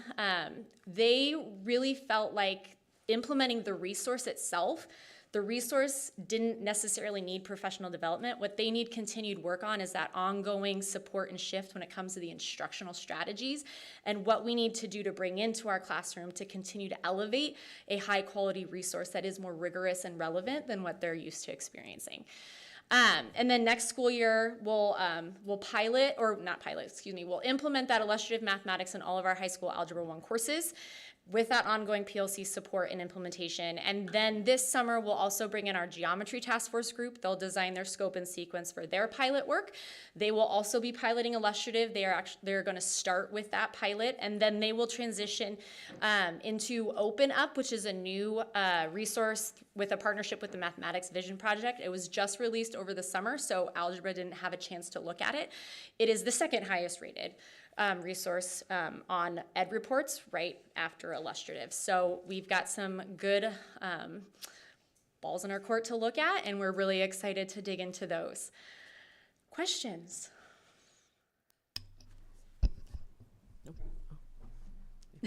Mr. Helinski?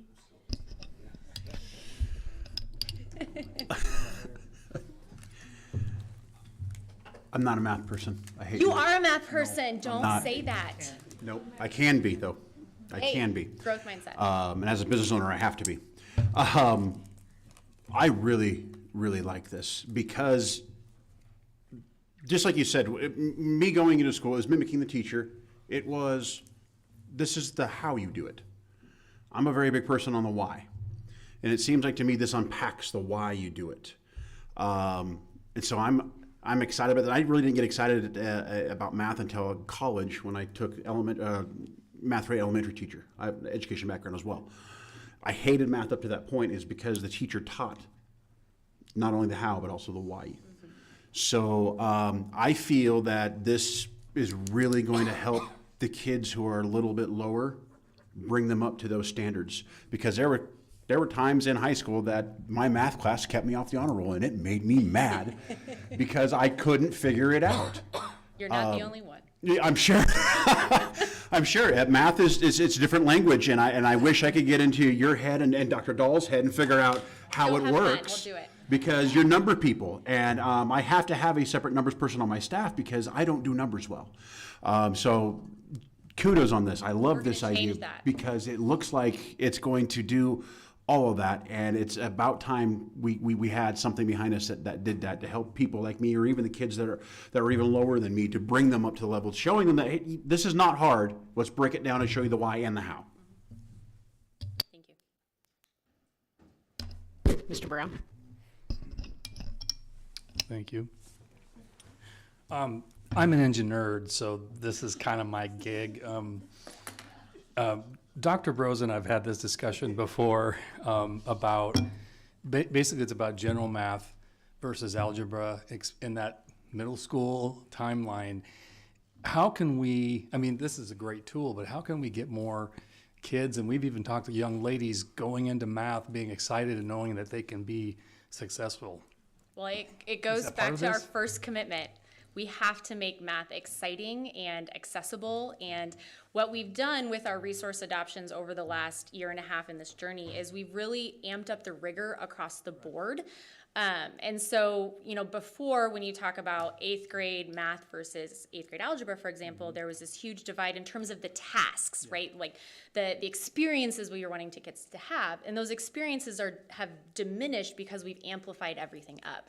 Now, 8th grade algebra is a condensed course, so it covers all of the 8th grade standards and all of the high school algebra standards all in one course. So it's very fast paced.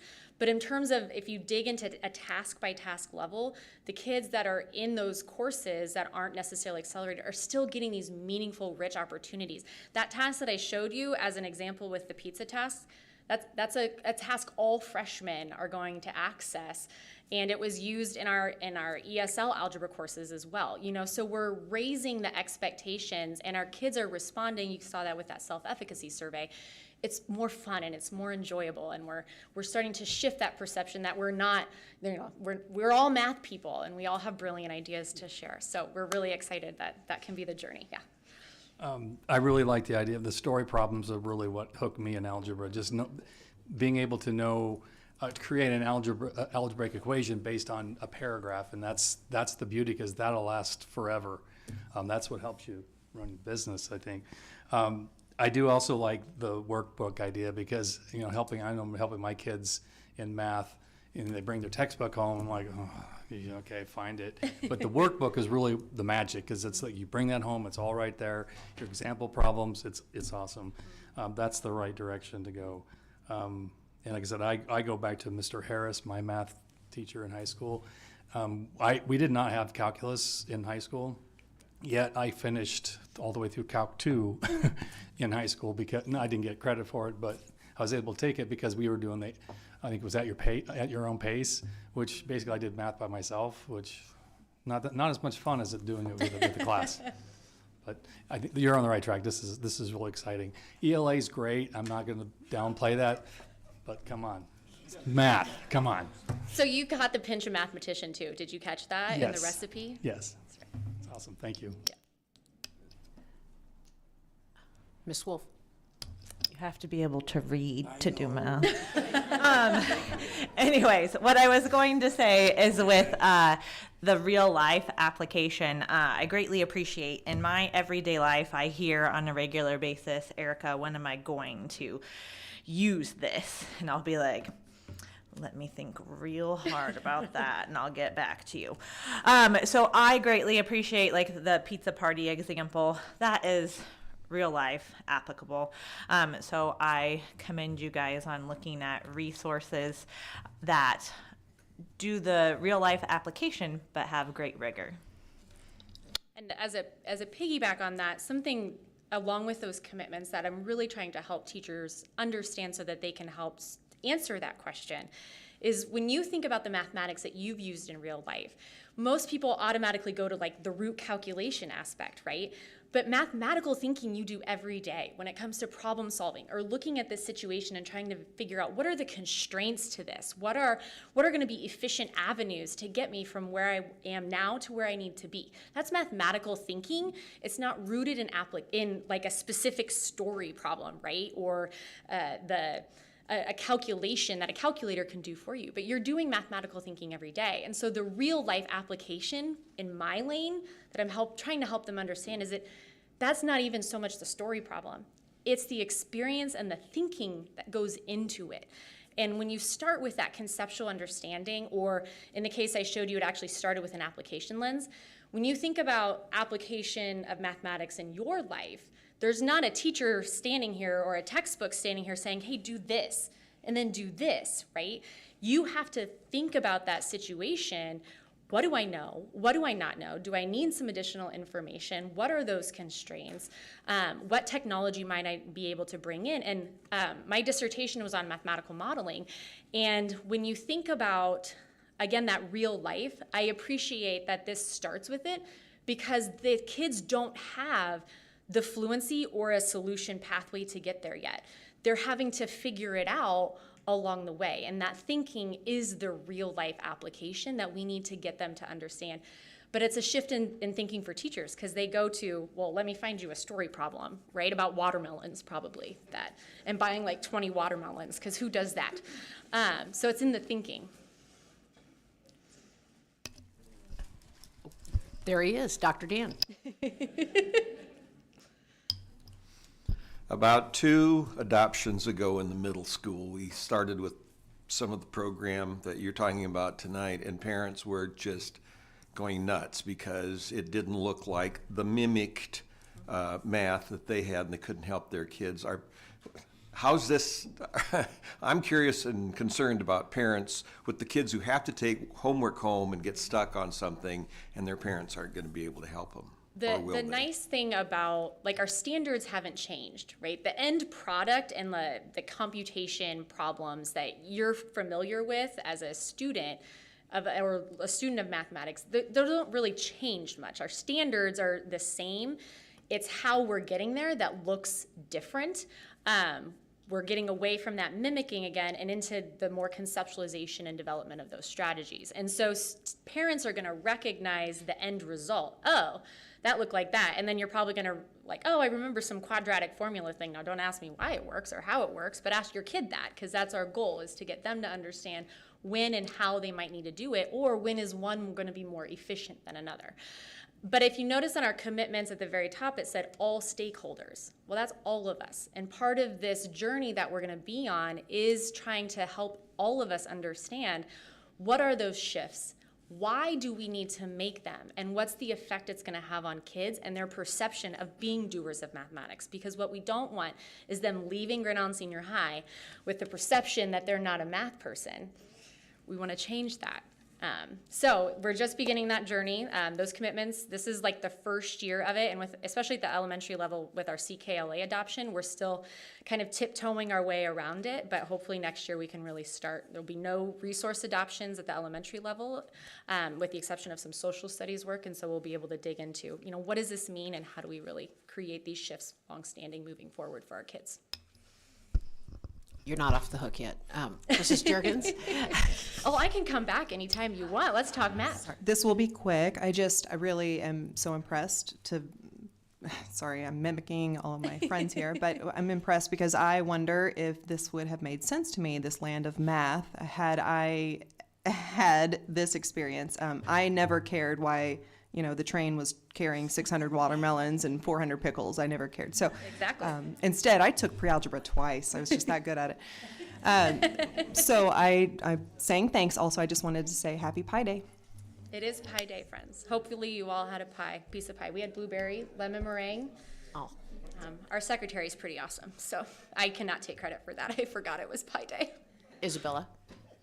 Yes, I also want to say I appreciate this. I know, like, thinking about, like, elementary, I remember everyone was, like, struggling, and I was like, I'm a math kid, I got this, and then it got harder, and I was like, But definitely, like, the workbooks, and there's been, like, so much, like, times in class when I wrote down the wrong problem, and I'm like, darn it, that's why I got it wrong.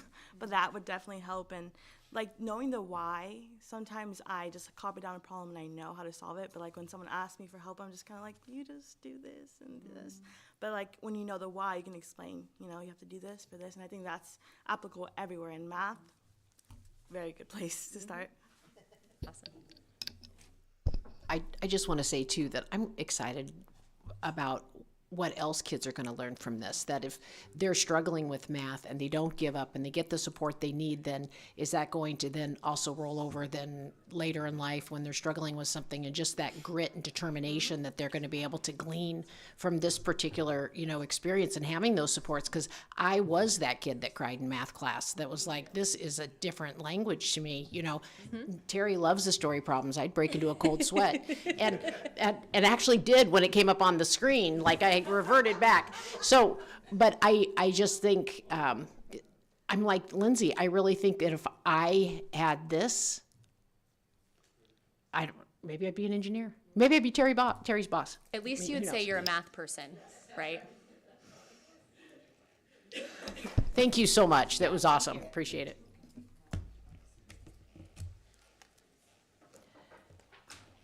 (9.7) request for funding for a new 4 through 12 social studies resource adoption. We have a lot of resources tonight. We've been busy. Yes. Here. Thank you. Well, good evening again, and thanks for having us. So the theme is resources, and I think what we're going to find is the theme is experiences for our kids. That's the bottom line with this. And so we're coming to you with a request for social studies resources as well, grades 4 through 12 for adoption for the resource. In working through the process, we wanted to make sure that we were mindful of using the GPS On Track to Thrive strategic plan, particularly these objectives 2.2, where every student has equitable access to rigorous and relevant coursework, and then also 4.2, where every student's on track to meet the promise of the GIPS graduate profile. Those were very important parts to this. And we wanted to show that we were committed to adopting and implementing high quality instructional materials that were aligned to grade level standards. And as we were working through the adoption, there were a couple different things we were thinking about. First and foremost, really thinking about that alignment to our NDE social studies standards. So what are those standards and indicators we want to make sure are found within a social studies resource? Ed Reports doesn't cover social studies resources, so this requires a little bit of additional work on our end to make sure what we're putting in front of our kids is exactly what we want it to be aligned to those standards. And then we're also thinking about those structures to engage kids in that active, inquiry-based investigation of content. So how do we get real-world problems, just like in math, just like in literacy, in front of our kids and provide those spaces for that engagement and dialogue?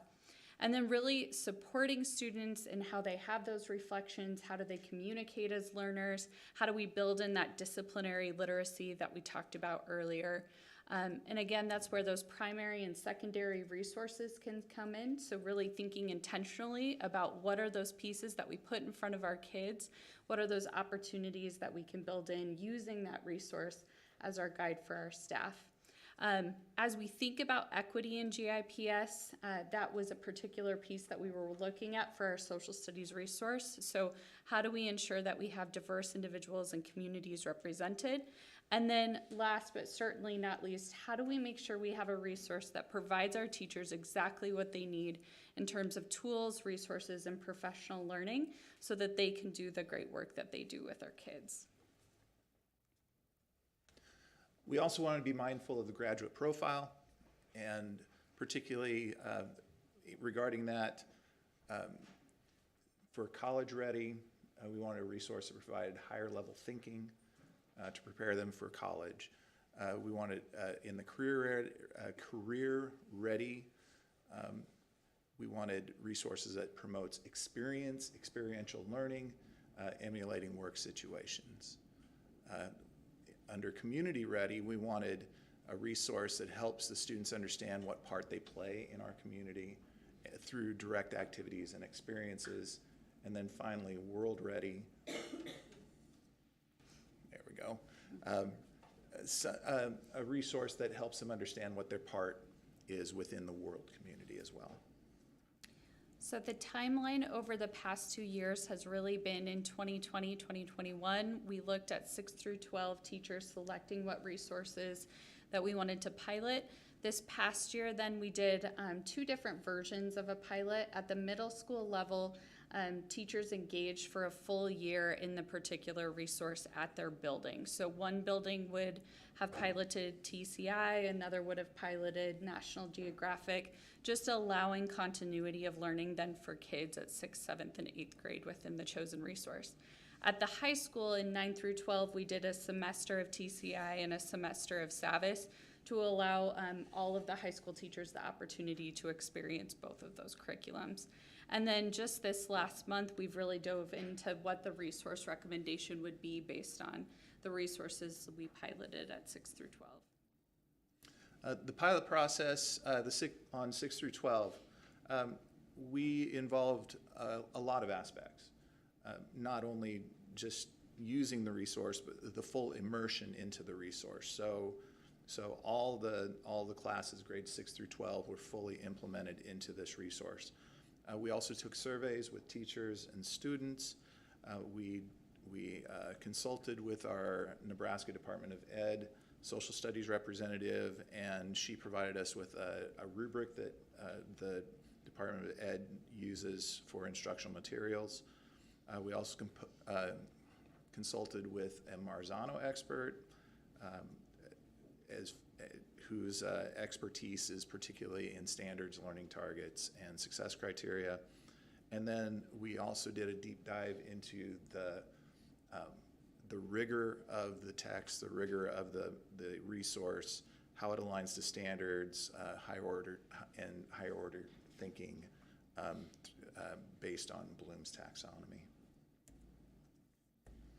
And so our recommendations for this, we're asking for funding for renewal of the Nebraska Adventure, which is the current resource for 4th grade, for the next 6 years, and that cost will not exceed $56,000. We're asking for funding for the adoption of the TCI resource for grades 5 through 12. For the next 6 years, cost will not exceed $515,000. And funding, finally, for the adoption of the Dbq Project, which is a supplemental resource for the high school for 9 through 12, and that cost will not exceed $14,000. You might be wondering, why are we keeping that 4th grade resource the same?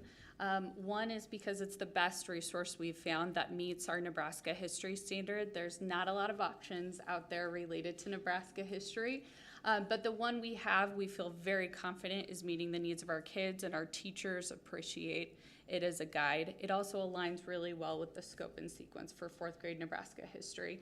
So that's really a renewal, meaning that our teachers wouldn't need additional professional learning. They're very comfortable with using it right now. And we're implementing that alongside our CKLA curriculum, so not as integrated as our other grade levels, just because CKLA wasn't built directly for Nebraska history.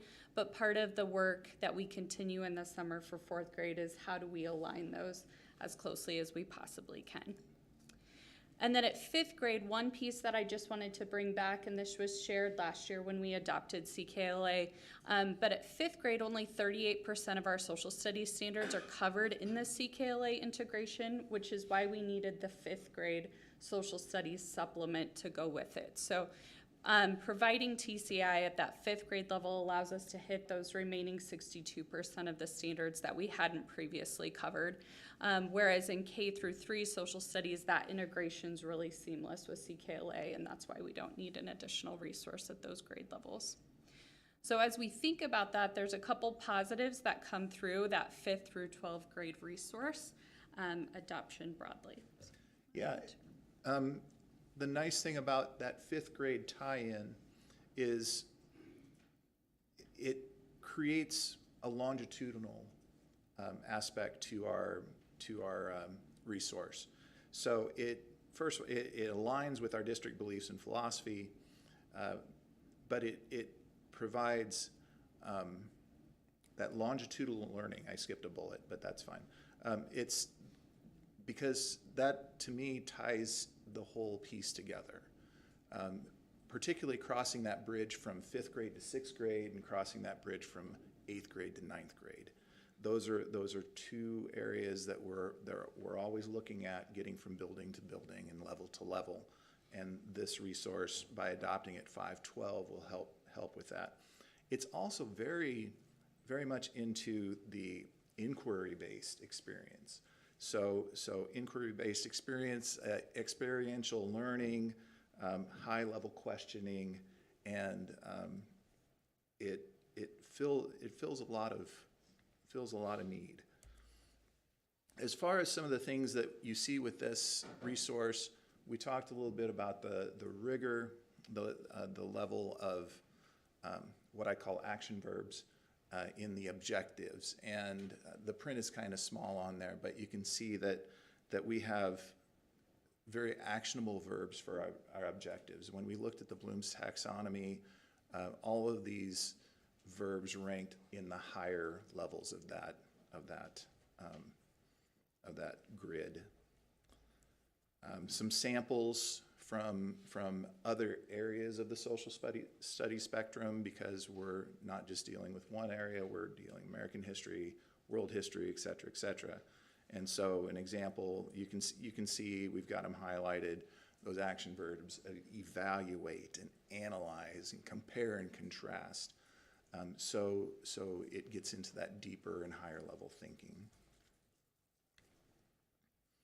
And for example, when we talked about the experiential part of this, which is essential to learning, earlier with math, we talked about like people in my age bracket who were sit and get, whether it be math. I remember that in my history classes. It was sit and the teacher just talked and talked and talked about this and that and that. But this resource allows for experiences and meaningful experiences. For example, the sample lesson, I observed an economics class led by a brilliant teacher, by the way. And this economics class was showing the difference between command and market economies. And the student's task was to build bracelets. And the command economy bracelets were to build many, many bracelets, sell them for cheap, and they were plain as anything. Where the market economy didn't have to build as many, they could charge whatever price they wanted to, and they could decorate them as much as they wanted to. And then part of the activity was they were selling, they would sell them. And the level of excitement and just emotion that they experienced with doing that, because they would be looking at each other and comparing and actually getting a little, if they were in the command economy, they're getting a little agitated because they have to sell these plain old bracelets, and just that thing. It was just such a meaningful experience for me even to watch, and for the students to be a part of it. That's something that they're going to remember. That's going to stick with them. And we also included a quote with that too. This resource also has correlations. So in the teacher's view, which you see on the screen, one of the areas is correlations, which allows the teacher to, on any given lesson, on any given activity, on any given part within that resource, they can cue over to correlations and see what standards they're aligning to with that particular lesson. And then also, as far as differentiating for reading needs, this has lexile adjustment built into it. So the teacher can, on a student-by-student basis,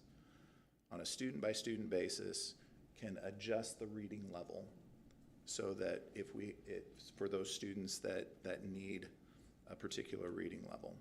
It also, with the click of the mouse in the bottom left corner, there's a direct translation. Click the button, it translates to Spanish. So it's an immediate. So it's addressing the student where they're at and with what they need to help them. As part of our survey, we got some quotes from teachers on what they thought about the resource, and you can see here it's student friendly, incorporates rigor and engagement like no other resource I've seen. It's easy to navigate, and it meets the needs for a variety of learners, which helps us reach all of our students. As we continue to think about this and our literacy strategic goals, and also at the recommendation of our high school teachers, we would like to ask that we add the Dbq Project to this ask, which is it's a supplemental library of resources for high school, grades 9 through 12, and it's focused on literacy, particularly literacy, reading, writing. There's short little units of study, and it connects with our district focus for literacy. As we think about professional learning for 4th through 12 staff, that's really a critical piece we want to make sure is in place. Again, those 4th grade teachers are used to using that resource, so that's going to carry forward. We won't need a lot of additional professional learning there outside of some summer task force work with alignment. But for 5 through 12 staff, we'll be building in some additional professional learning because of the use of TCI. Now, for our veteran teachers, they may be familiar with this curriculum. We had it years ago under a different name. It's been revamped, updated, remodeled, but there is some familiarity there for 5 through 12 staff. So that, I think, does help for our experienced teachers. There's a little bit of a level of comfort there, too, with the resource.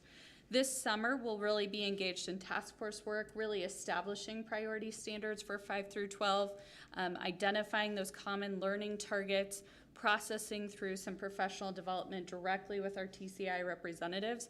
What I love about the professional learning that's provided is it's not as much about how to use the resource as it is about how to engage our kids in using the resource. So it's focused on instructional strategies, engagement, and then along the way, how do you use the resource intentionally to do that? There are some amazing summer opportunities that we'll be making available to teachers through Empower Hours as well. So there's some optional webinars and then a TCI summit where they can really participate in some guided professional learning if they so choose. And then during the 2022-2023 school year, we will have TCI-led professional learning. What I'm most excited about for 6 through 12 is we'll have a former award-winning AP history teacher who's very familiar with using TCI, who's going to lead the training for both middle school and high school. So someone that's been in the trenches, that's used this with kids, that's had amazing success, is going to directly provide that support to our teachers.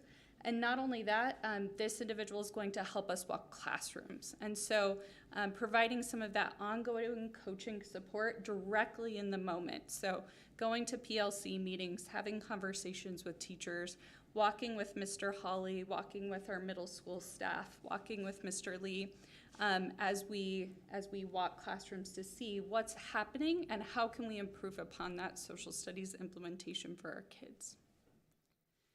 And then last but not least, really thinking about how we're monitoring implementation and student impact. We'll have those curriculum walks, and then we'll be taking samples of student work. Our goal, not this summer, but through the school year and next summer, is really to build in formative and summative assessments for social studies based on the new resource. And so providing teachers an opportunity to measure how are kids doing in comparison at the middle school level across buildings and within grade levels and within their own classroom. And then at the high school level as we transition from class to class. And then as always, follow up professional learning based on what we're seeing in classrooms. So just to wrap up and recap, what we're asking for is funding for the 4th grade resource, Nebraska Adventure, for the adoption of TCI as our 5 through 12 resource, and then also the addition of the supplement of Dbq Project for 9 through 12. Question. Thank you. Any questions? Mrs. Hinkle? Again, really like where the direction this is going. Appreciate the efforts for this and so forth. And so I have it's kind of a curiosity question. If you don't know, that's okay. But so do other states require that there's a year where they learn about their state specifically? Like in Nebraska, we have 4th grade. Is that common? We do see it in other states. I couldn't give you specifics tonight, but I could sure look that up for you too, Bonnie. But it is incorporated, just not always at 4th grade. Okay, and that's okay. You don't have to look that up. I was just curious. So then within that Nebraska, is there an opportunity for them to specifically look at Grand Island or area specifically? Do they do that? Yeah, it's more holistic is really the goal at that 4th grade level, but we do incorporate some Grand Island specific pieces. Former 4th grade teacher here, and so I just have to tell you it's the best year to teach social studies, selfishly. Yeah. But we do incorporate some of those pieces along the way, and it's partially to help kids understand that what we experience here in Grand Island, or if I'm a student in Lincoln or a student in Omaha, how does that differ for the experience of a student in Western Nebraska? Right. And how do we help build some of those bridges for our kids in understanding what the world outside of our community looks like within our own state? Good. Thank you. Appreciate that. Absolutely. Dr. Brose? Mrs. Hinkle prompted another question here, and this has to do with first, second, and third. 3rd grade used to be community, and 1st grade used to be me, and 2nd grade used to be neighborhoods. Do we still do that kind of thing? So we see the kid, he sees himself in a bigger picture? Yes, so Dr. Brose, you're actually calling back to when we had TCI a number of years ago. Yep, you're spot on.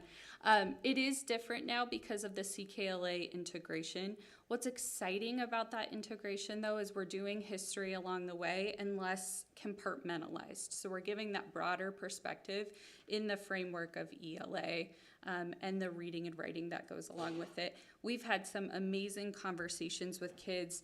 I think maybe, no, it wasn't Carlos, but another parent I just talked to recently, Steve White actually was sharing with us some of the books and things his kids are checking out because of all of the additional work they're doing in CKLA. So I think we're inspiring history at a different level now in K-3 than we were able to before.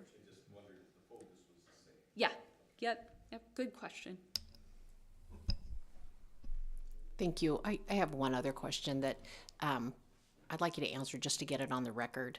And can you just tell us how CRT is not included in this curriculum?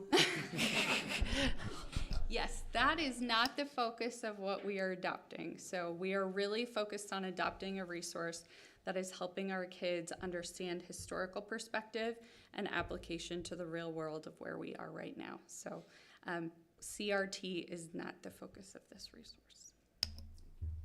Thank you. You're welcome. Excellent. Thank you so much.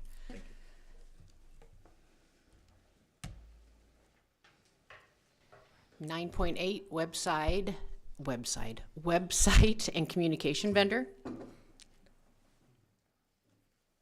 Hold on. There you are.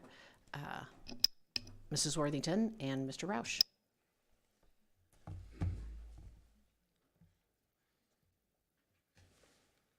Okay, I will start out. First of all, I was quite certain that we had the most exciting presentation tonight. I don't like that picture. So exciting, but it is exciting. That's just those L4L people are pretty excited about their areas of expertise. Thank you for your time tonight. We're going to ask you to consider working with a company called Blackboard for our website. This is a change in vendor, so we want you to know that. And it'll allow us to combine several of our functions under one vendor, so that's a major change that you'll hear about. The PRPD committee had a chance to hear quite a bit about this, as well as our internal team, Mr. Roush, Kelly Mayhew, myself, Mr. Gearhart, and Mr. Cool. So we've had quite a team looking through these things. One thing Mitch will talk about, but I want to go back a little bit for history for you. It's best practice every 4 years to update or revamp your website. We did do it in 2018, which was 4 years ago, but to a very minimal level. It was just some very minor updates. So it's been much longer than that since we've done a complete overhaul to our website. So Mitch is going to walk you through our recommendation, and then I'll come back and talk a little bit about the needs analysis. Good evening, board. Dr. Grover, thank you for granting us space to share. Yeah, it's tough to follow the L4L folks, so we're going to stumble through this a little bit. But as Ms. Worthington shared, we are looking at updating the online presence of the school district, essentially.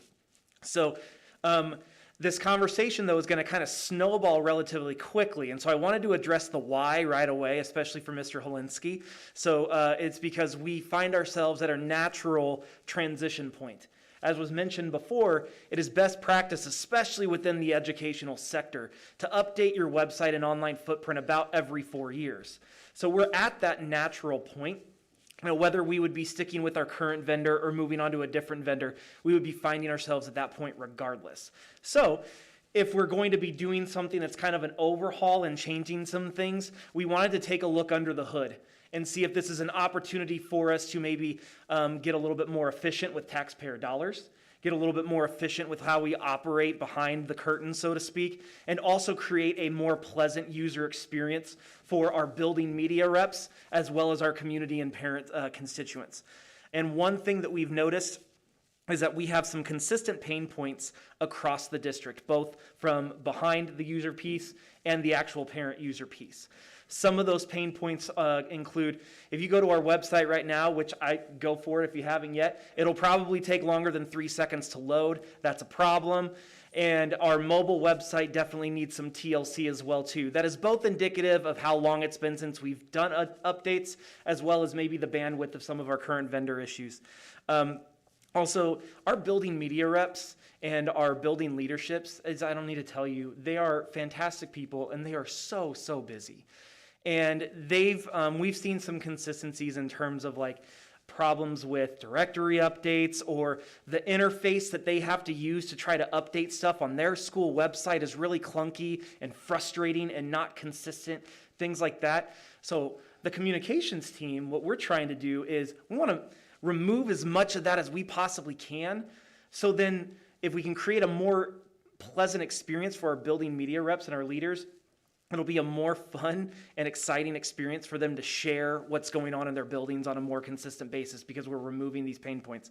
And then as well, for our parents and our community members, over 50% of our web traffic comes on mobile devices. If you check what our website looks like on mobile devices, you can see that we have some room for improvement.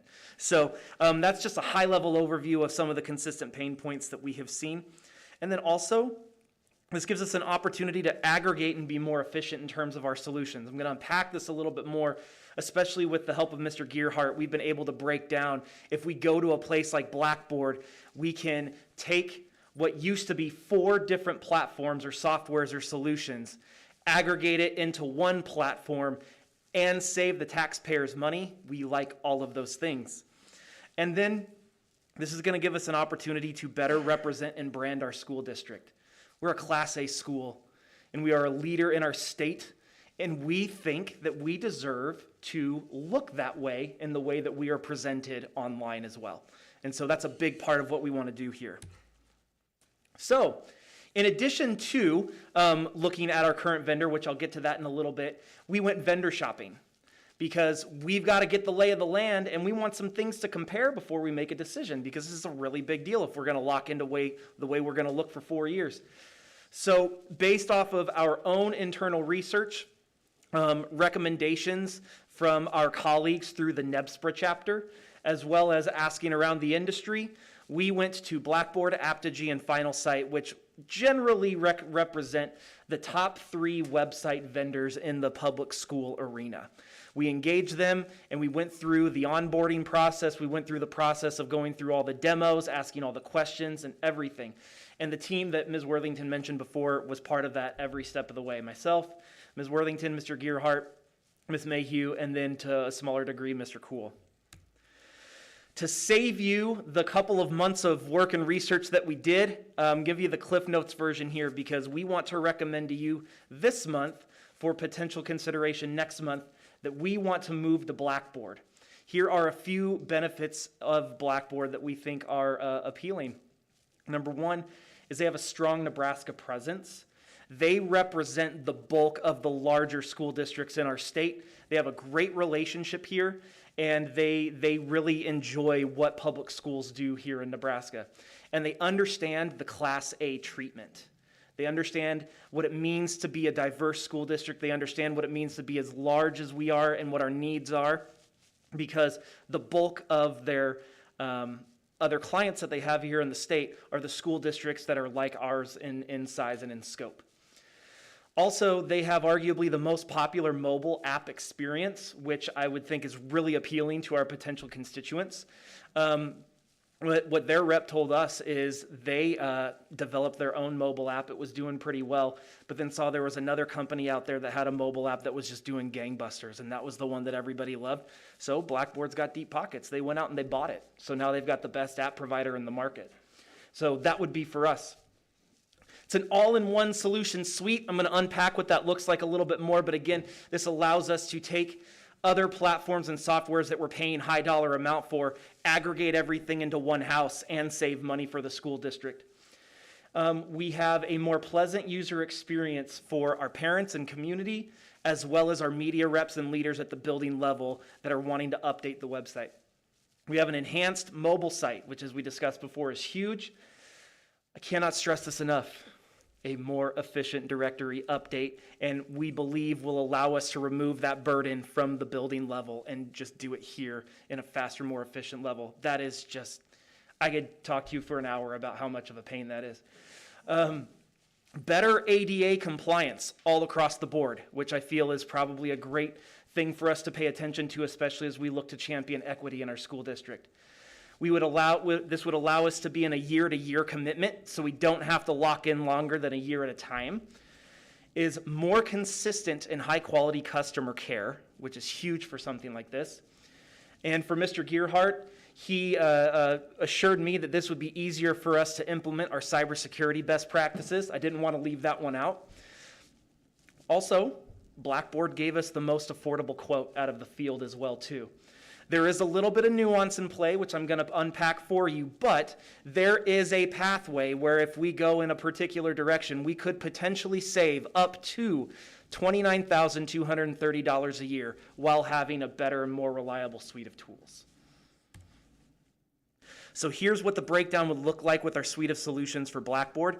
We would receive a website plus all of our respective school pages. We would receive the mobile app. We would aggregate into their communications and alerts systems instead of the platform that we are using now. And we are potentially exploring the possibility of replacing Let's Talk. That is not set in stone yet, but it is something that we are looking at in great detail. We have a little bit more on that later. The annual cost of this would be $27,900 plus an initial setup cost of a little over $13,000. What does that look like compared to what we're doing now? Well, we came prepared. So we put together a 4-year cost comparison. Why 4 years? Because our current vendor, who we have a great relationship with, they came to us and pitched to us a 4-year arrangement with them for if we wanted to renew, which would include a lot of the new stuff from the mobile or from the website that we wanted to do. So that was really what they were pushing for us. That's really what they are recommending. So I wanted to put those numbers in comparison then. If we stayed with our current vendor and went into a 4-year cost comparison or 4-year agreement, that also means we've got to stick with our current comms and alerts platform, and we would potentially be staying with Let's Talk as well for that 4-year process. I hope that all makes sense. So we're looking at $241,600 if we lock into a 4-year agreement for that. For Blackboard, if we do the year by year and we take what the suite of solutions are that they've quoted us, our grand total would be $124,675 for that 4-year period. I'm not a numbers person, but that's a lot of money that we're saving potentially. Now, a big piece of that is the Let's Talk piece. That is a little bit of a TBD, but either way, even if we didn't do the Let's Talk, if we didn't move away from Let's Talk to go to a tip line thing, we would still be either saving money or coming close to breaking even. So a couple of examples for you to click around on when you have your own time. Obviously, there are more than 3 examples in our state that have Blackboard, but these are a few that we were particularly fond of and whose school districts have been really friendly with us in this process.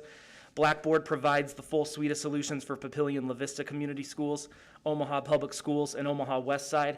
That video that you see up there is an example of the mobile app from Omaha West Side on my phone. It's almost completely native. I know that's a little bit in the weeds, but if you go to our current mobile app, you get about 2 taps deep. And what it does is it just navigates you to our poorly constructed mobile website rather than keeping you native in the app. Blackboard won't do that, which is really, really nice. That's just music to my team's ears. So I wanted to break down a few notable changes for you, if you will allow me, because obviously if we do move to Blackboard, we get a fancy new website, a great new mobile app, but it would also include a few new things that are different from the way we operate now. So one is the school communication and alert system. We currently use School Messenger for that, which is fine. It's not spectacular, but it's fine. Blackboard, it comes very highly recommended, and as you saw, the cost projection is a pretty efficient way for us to move along. It also allows us an easier way to champion building level sharing. We've all walked, everybody a part of this process, we all walked through the user interface of what this would look like for a principal that needs to share communication with their families. It is so simple and intuitive and clean and drag and drop and wonderful. And that's a lot more conducive than the current system that we have. And again, I am all for mitigating whatever pain points we have at the building level because those folks are so busy doing other great things. And then we have the same translating standards that we are already operating on district-wide. That would not be compromised in any way, shape, or form. The other piece, swapping Let's Talk for tip line. This is a giant maybe right now. Blackboard has a version of a Let's Talk type of solution called tip line that if we take the school communication and alert system, which we're probably wanting to do, we get this tip line thing for free if we want. If we don't want tip line, Let's Talk is still integratable with the current setup so we can have the same experience for our constituents. It is a slightly different interface. It's a little bit more rudimentary, but it's pretty easy to use. It looks very similar to what we have. It's not quite as complex, and it has similar usage capabilities, but not complete all across the board. Mr. Cool and myself went through a little bit of a deeper demo of this particular piece last week, and there were pieces of it that we really liked, and pieces of it that we were still just a little bit wary of. And so we feel more comfortable in proposing a beta test of that, where we adopt the new website, we get the new mobile app going, we just integrate Let's Talk because we're already paying for it and everyone's comfortable with it. But then after we have our hub set up, you know, all the people that are smarter than me, like Mr. Gearhart and his team, we get to play around then with this thing and actually see what it would look like for us, and we can make a fully informed decision rather than just watching a couple of demo videos. And that would not cost us any money to be able to do that, and it would not slow down our process of moving into bigger and better things. And then the other notable change is the mobile app. As I mentioned before, the native user experience is huge, and it's easier to use, and I think personally it is a much more attractive experience as well too. And it's pretty easy for parents to customize what they need on these mobile apps. You know, so you go through, you create your login, and then you've got all these different widgets, and you can just say, these are the ones that I want on my homepage. So if you're like, I just want to know the pandemic updates, the lunch menu, and the sports schedule. Boom, that's your home, you're good to go, and everything's native in there. So what's next? I promise I'm almost done. We shared with the PRPD committee. We really wanted to make sure that that group got an opportunity to see what the pathway we were on, because this just is so important to everything that that committee does too. Then we went back and we confirmed a few details with Blackboard. We have already shared communication with our current vendor that we are making this recommendation because we didn't want them to find out after we put it on the board agenda. And then we're making the proposal to you today. And then we will want to finalize details with Blackboard, come back next month, hopefully with a rousing yes, let's do this. And then we will begin the transition. So I believe Ms. Worthington is going to come back up and share the needs analysis with you. You can stay here too in case there's questions. Okay, so he was almost as enthusiastic as Dr. Berman, so I was glad to see that. So our proposal is to enter into this agreement with Blackboard on the needs analysis under the equity section. We kind of copied all the benefits, but you'll see some of those are probably more closely aligned to equity. For example, the ease of use of the mobile devices, because we know a lot of our families do that according to our principals and different people. The better ADA compliance, some of those things that we know are important to our families. So what we're going to ask you for next month, because I know there was a little back and forth with how much we're going to save, how much we'll maybe save if we do Let's Talk. But really, the proposal from Blackboard is $27,900 per year with an initial setup of $13,075. So that's what we'll be coming back to you with.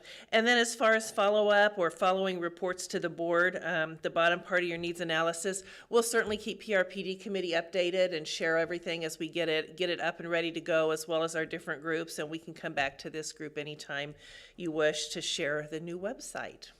What questions do you have? Mr. Bursinus? Well, first of all, I apologize because I'm having a massive allergy attack or seasonal or something. So I'm not crying because of the presentation. Promise. Ding my ego there, Mr. My Barsonis. gosh. I really thought I moved you. Yeah, it was good. It was good. But we talked on PR and PD committee, and I think even 5 years ago, we have changed so much the way we approach digital. Like before, we were like, we don't need those gadgets, right?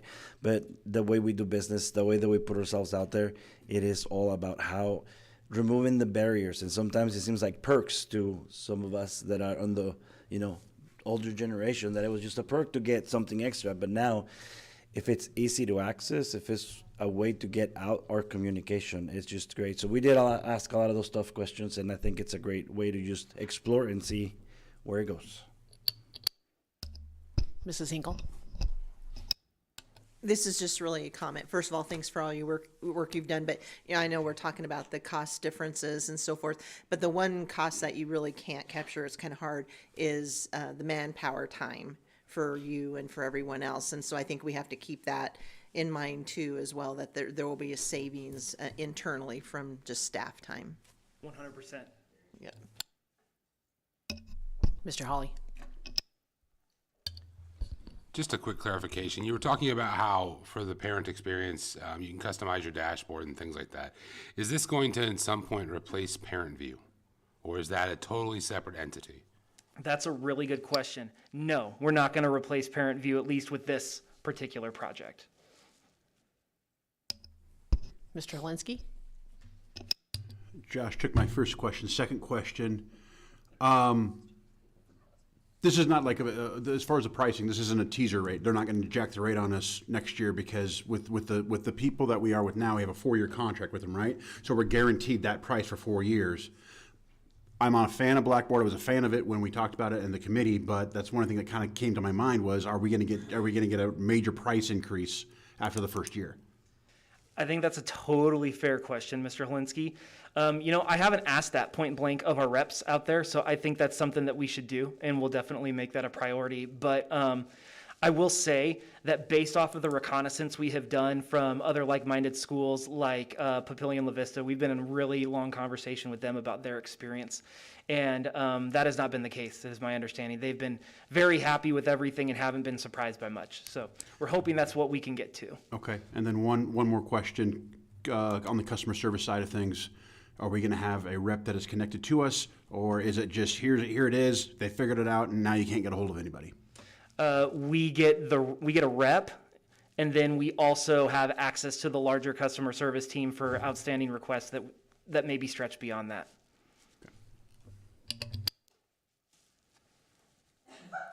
No, I did it again. Ms. Wolf? Okay, so this is Blackboard in regards to what I probably know, the LMS, right? So we're looking at the Web Community Manager. Is that correct? Okay.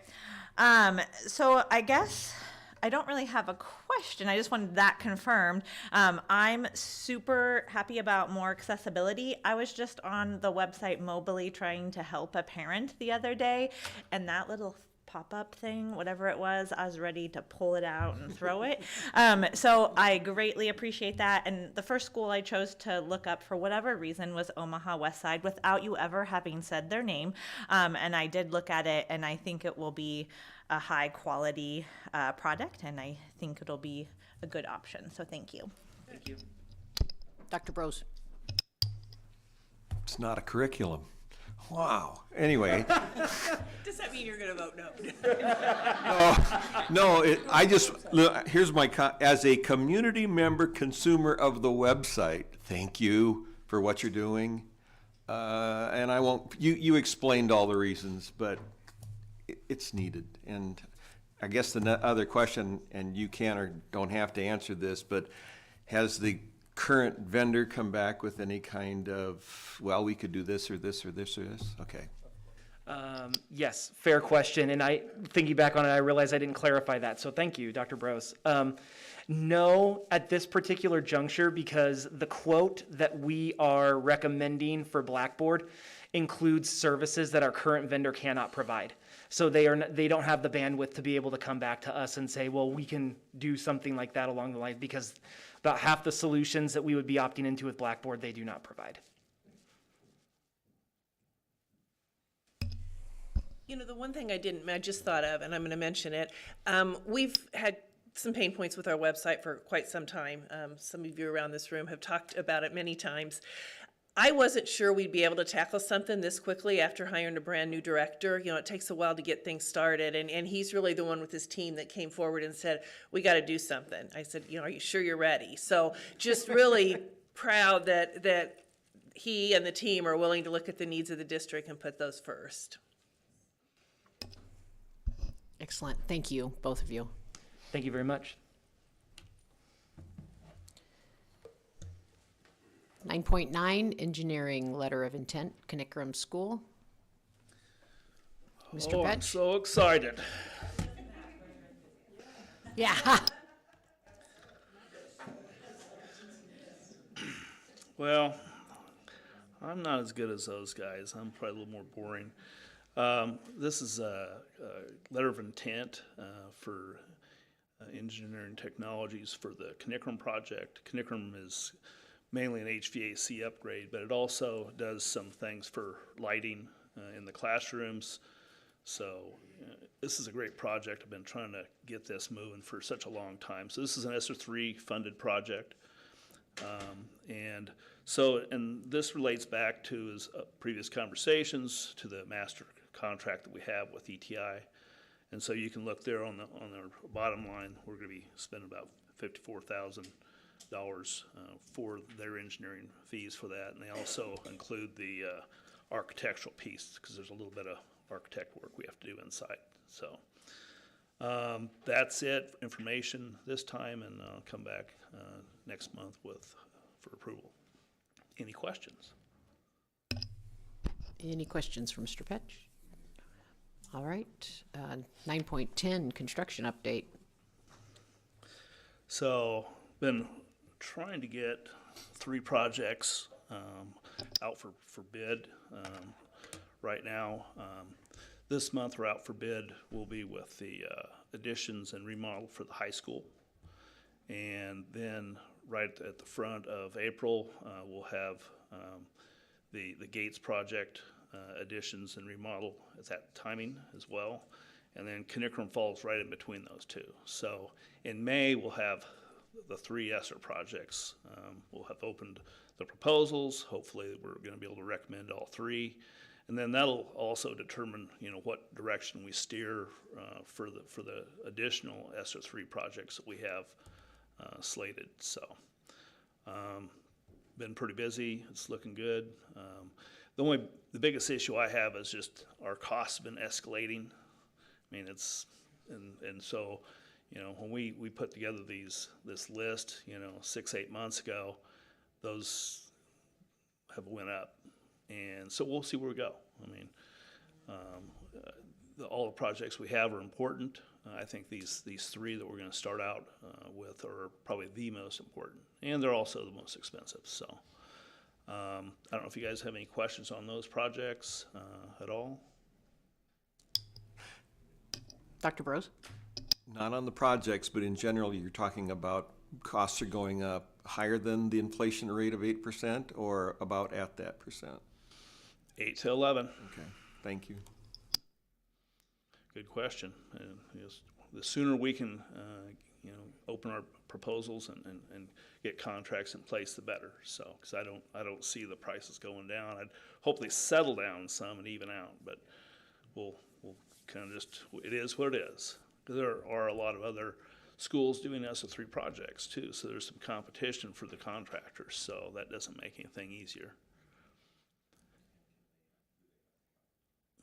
Yep.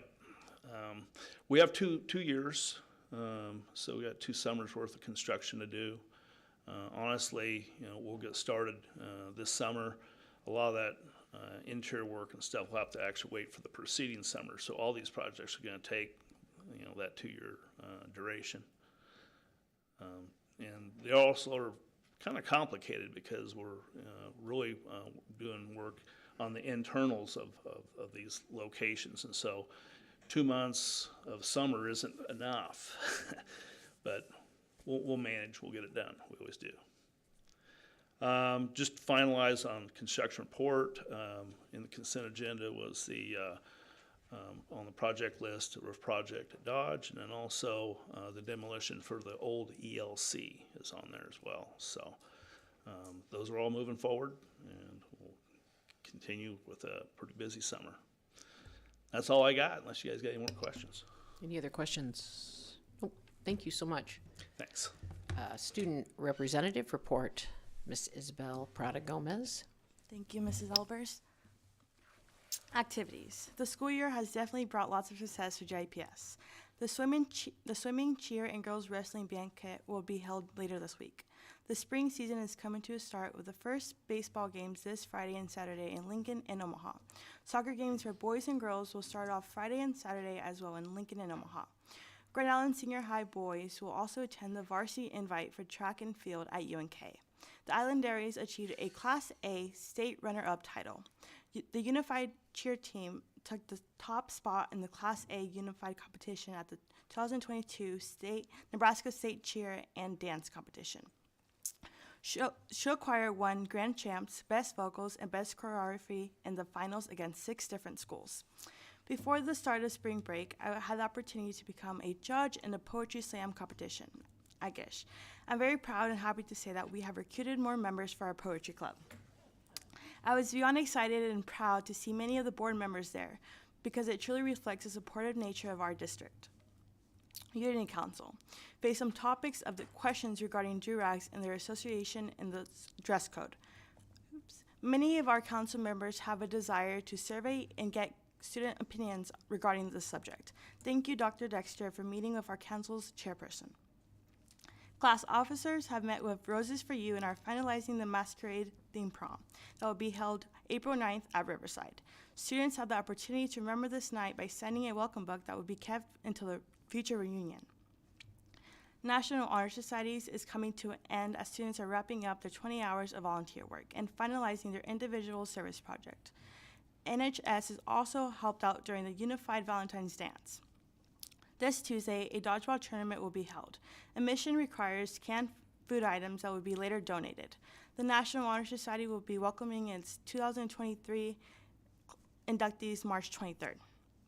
Student Council has already begun to arrange details for next homecoming, with the whole student body having a submission for themes as opposed to just Student Council. We are working on building strong leadership that is persistent throughout the whole school year.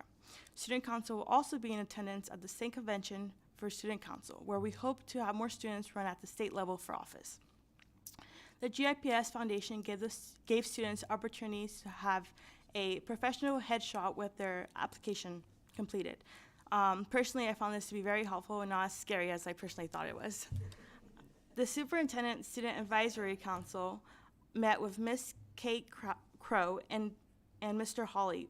The council had the opportunity to suggest feedback upon grading and reporting. Students also discussed different experiences regarding their grades. Louder Than a Bomb Poetry Club will be having its very first performance for the club's history at UNL and UNO later this month. Over spring break, we were able to meet with Tyler and Greg, who are club sponsors in person for the very first time, and we had a 4-hour workshop. We have had such a strong winter from sports, fine arts, speech, and overall, it's only made my job more difficult to grasp the true nature of all the success in our district. I am very proud for all the students and their accomplishments.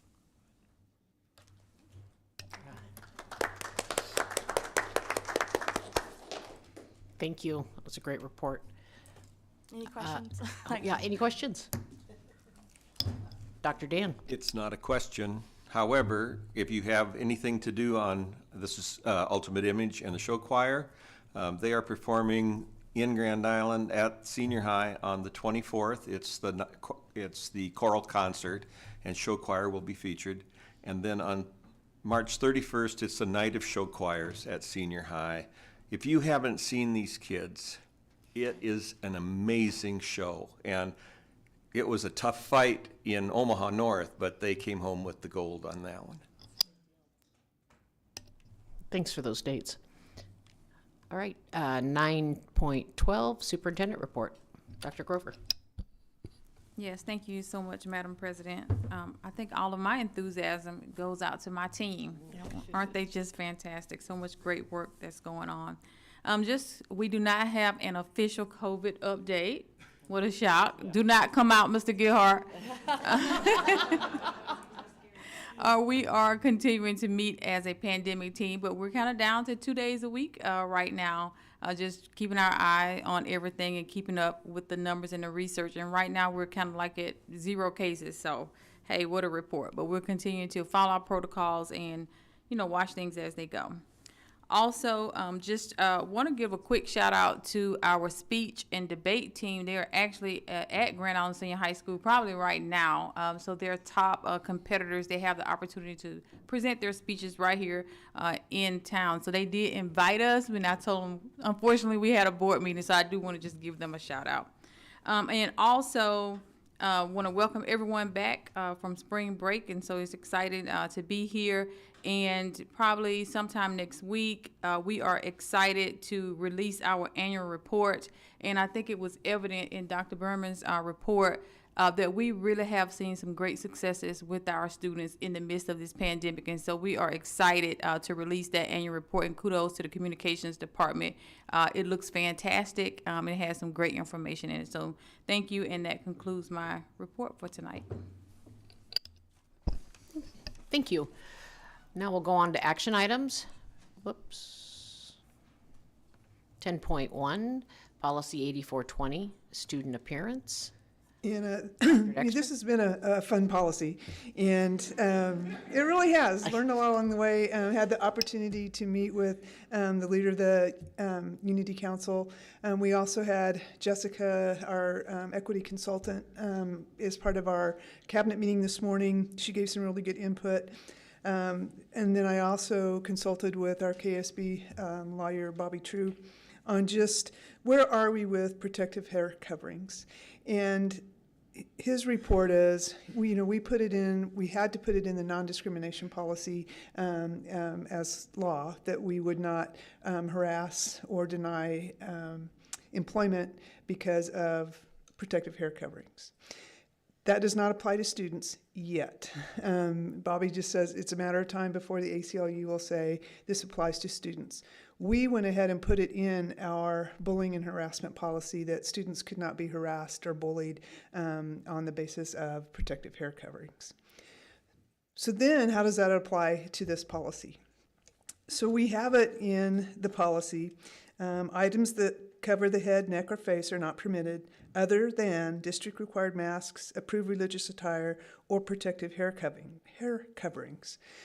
So then when you start getting into the research of all of that, you talk about hoods, caps, and do-rags. And so just recently, Lincoln Public Schools updated their policy to say that those are allowed. So students can wear their hoods up, they can wear caps, baseball caps, and they can wear do-rags. Bandanas is where it gets really tricky. So one of the questions that Jessica asked this morning is, do-rags didn't start out as a gang sign. They started out as hair covering. And then I just, in the leader with the Unity Council, she said, well, what's been your experience? And I went back and I thought, well, Hell's Angels is the first time I really, did do-rag. So just all of that in perspective, and then how can we take it back to be respectful of everybody's rights and still keep our kids safe? Because I also met with Officer Jaden, SRO at the high school, and he said, Robin, our cameras are all up high. And so if all of our kids are wearing caps and hoods, do-rags even, we're not going to be able to identify kids if there's been a fight or, a theft. That'll really make our job harder. He didn't say don't do it. He just said, please consider. And so Bobby True, when he helped me with the policy, and so apparel that advocates tolerance for or advertises controlled or illegal products or substances, promotes gang-related affiliation or activity, or in any other way causes or is likely to cause disruption will not be permitted unless required by law. So, when the students have been questioning us about wearing do-rags, we're just going back and forth with what's safety and what's your right to wear a protective hair covering.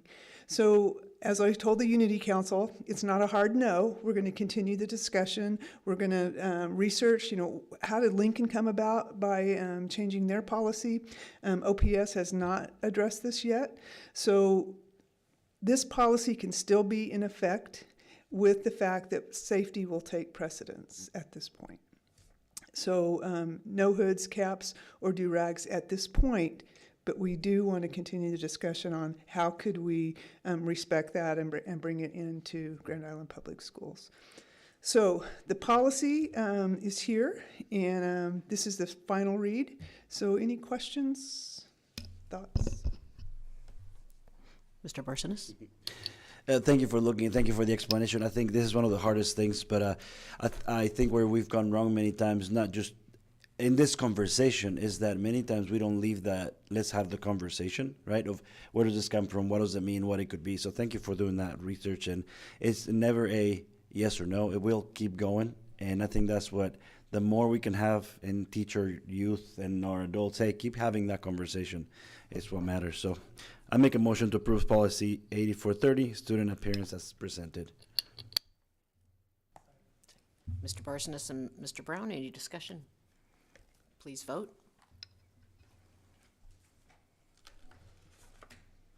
Motion passes. 10.2, expediting child find process.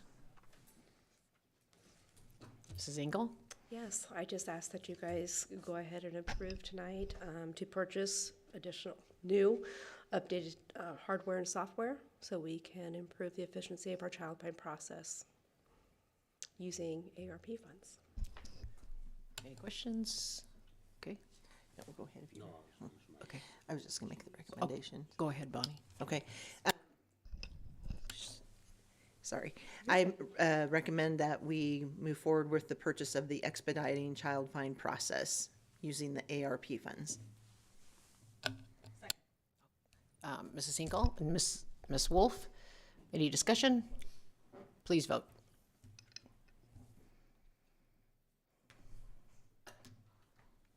Motion passes. Thank you. 10.3, memo of agreement between Grand Island Public Schools and the Grand Island Public School Foundation. Dr. Schroeder. Howdy, folks.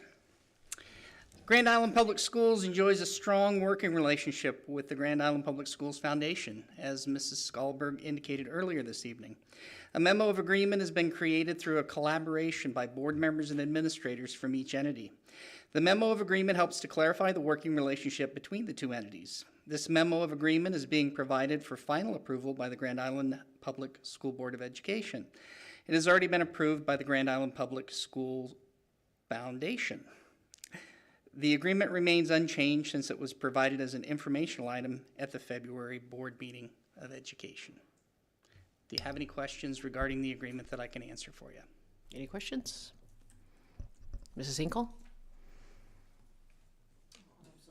Oh, okay. Motion? Dr. Bros? I move that the board approve a memo of agreement between the Grand Island Public Schools and the Grand Island Public Schools Foundation. Dr. Bros? Dr. Brown? Mr. Brown? Any discussion? Please vote.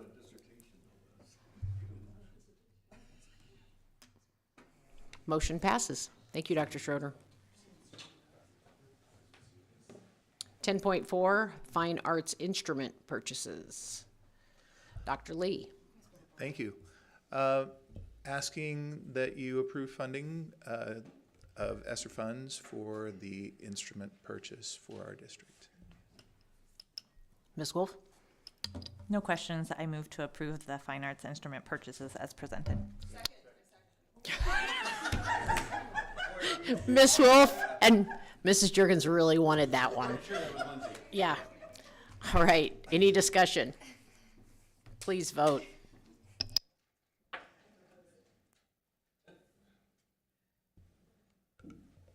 Motion passes. Thank you, Dr. Lee. Thank you. 10.5, IT SysCloud Backup Solution for G Suite. Hi. I wonder who's going to talk about that one. Yeah. Yeah, we gotta have backups. Yeah. Mr. Gearhart. Any questions? No holes in the cloud, yeah. Motion, please. Mr. Barsonis. Got it. My goodness. Make a motion to approve this. Is it the SysCloud backup solution for G Suite as presented? Second. Okay.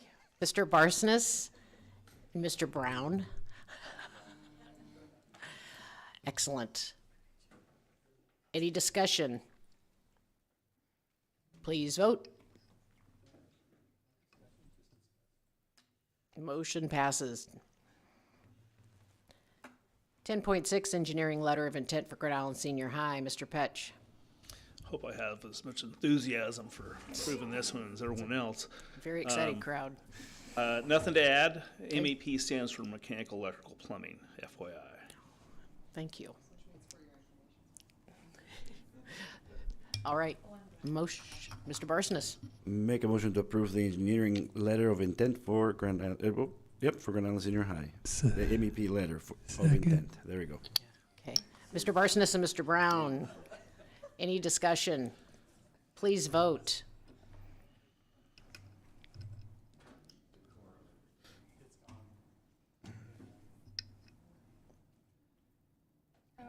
Yeah, I was like, what? Did I miss something? Yes. No, it's all right. It's all right. It's all good. It's been a long meeting. Okay, here we go. Motion passes. I think you're up next here, Mr. Petch. 10.7, Engineering Letter of Intent for Gates Elementary. MEP, Mechanical, Electrical, Plumbing. Mechanical, electric, plumbing? Yep. Okay, electrical, plumbing. Motion, please. I motion to approve the ESSER 3 project for Gates Elementary with the MEP letter of intent. Second. Ms. Wolf and Mr. Brown, any discussion? Please vote. Motion passes. Thank you, Mr. Petch. Thanks. All right, 11.1, Grand Island Public Schools Foundation Report. Mrs. Juergens. I don't have anything further to report after Mrs. Skalberg and Mrs. Lechner, I apologize, I don't know, had their report earlier. So that's it. Thank you. Excellent. Thank you. 11.2, NASB. You can find that online. And 12, executive session for the purpose of legal updates, superintendent evaluation, and contract because it is in the best interest of the public to discuss this matter in closed session.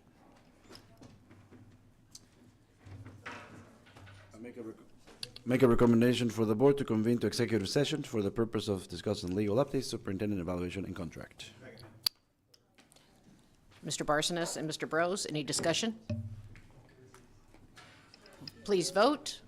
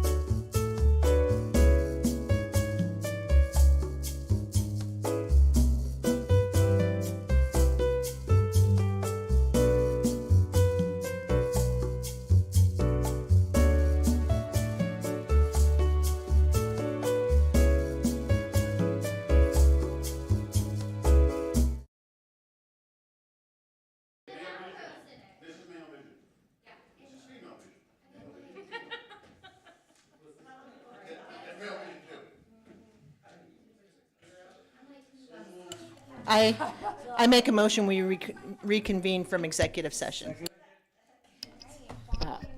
Yes. Any discussion? Please vote. So moved. Now we are adjourned, right? Any updates in next meeting? Oh, next meeting.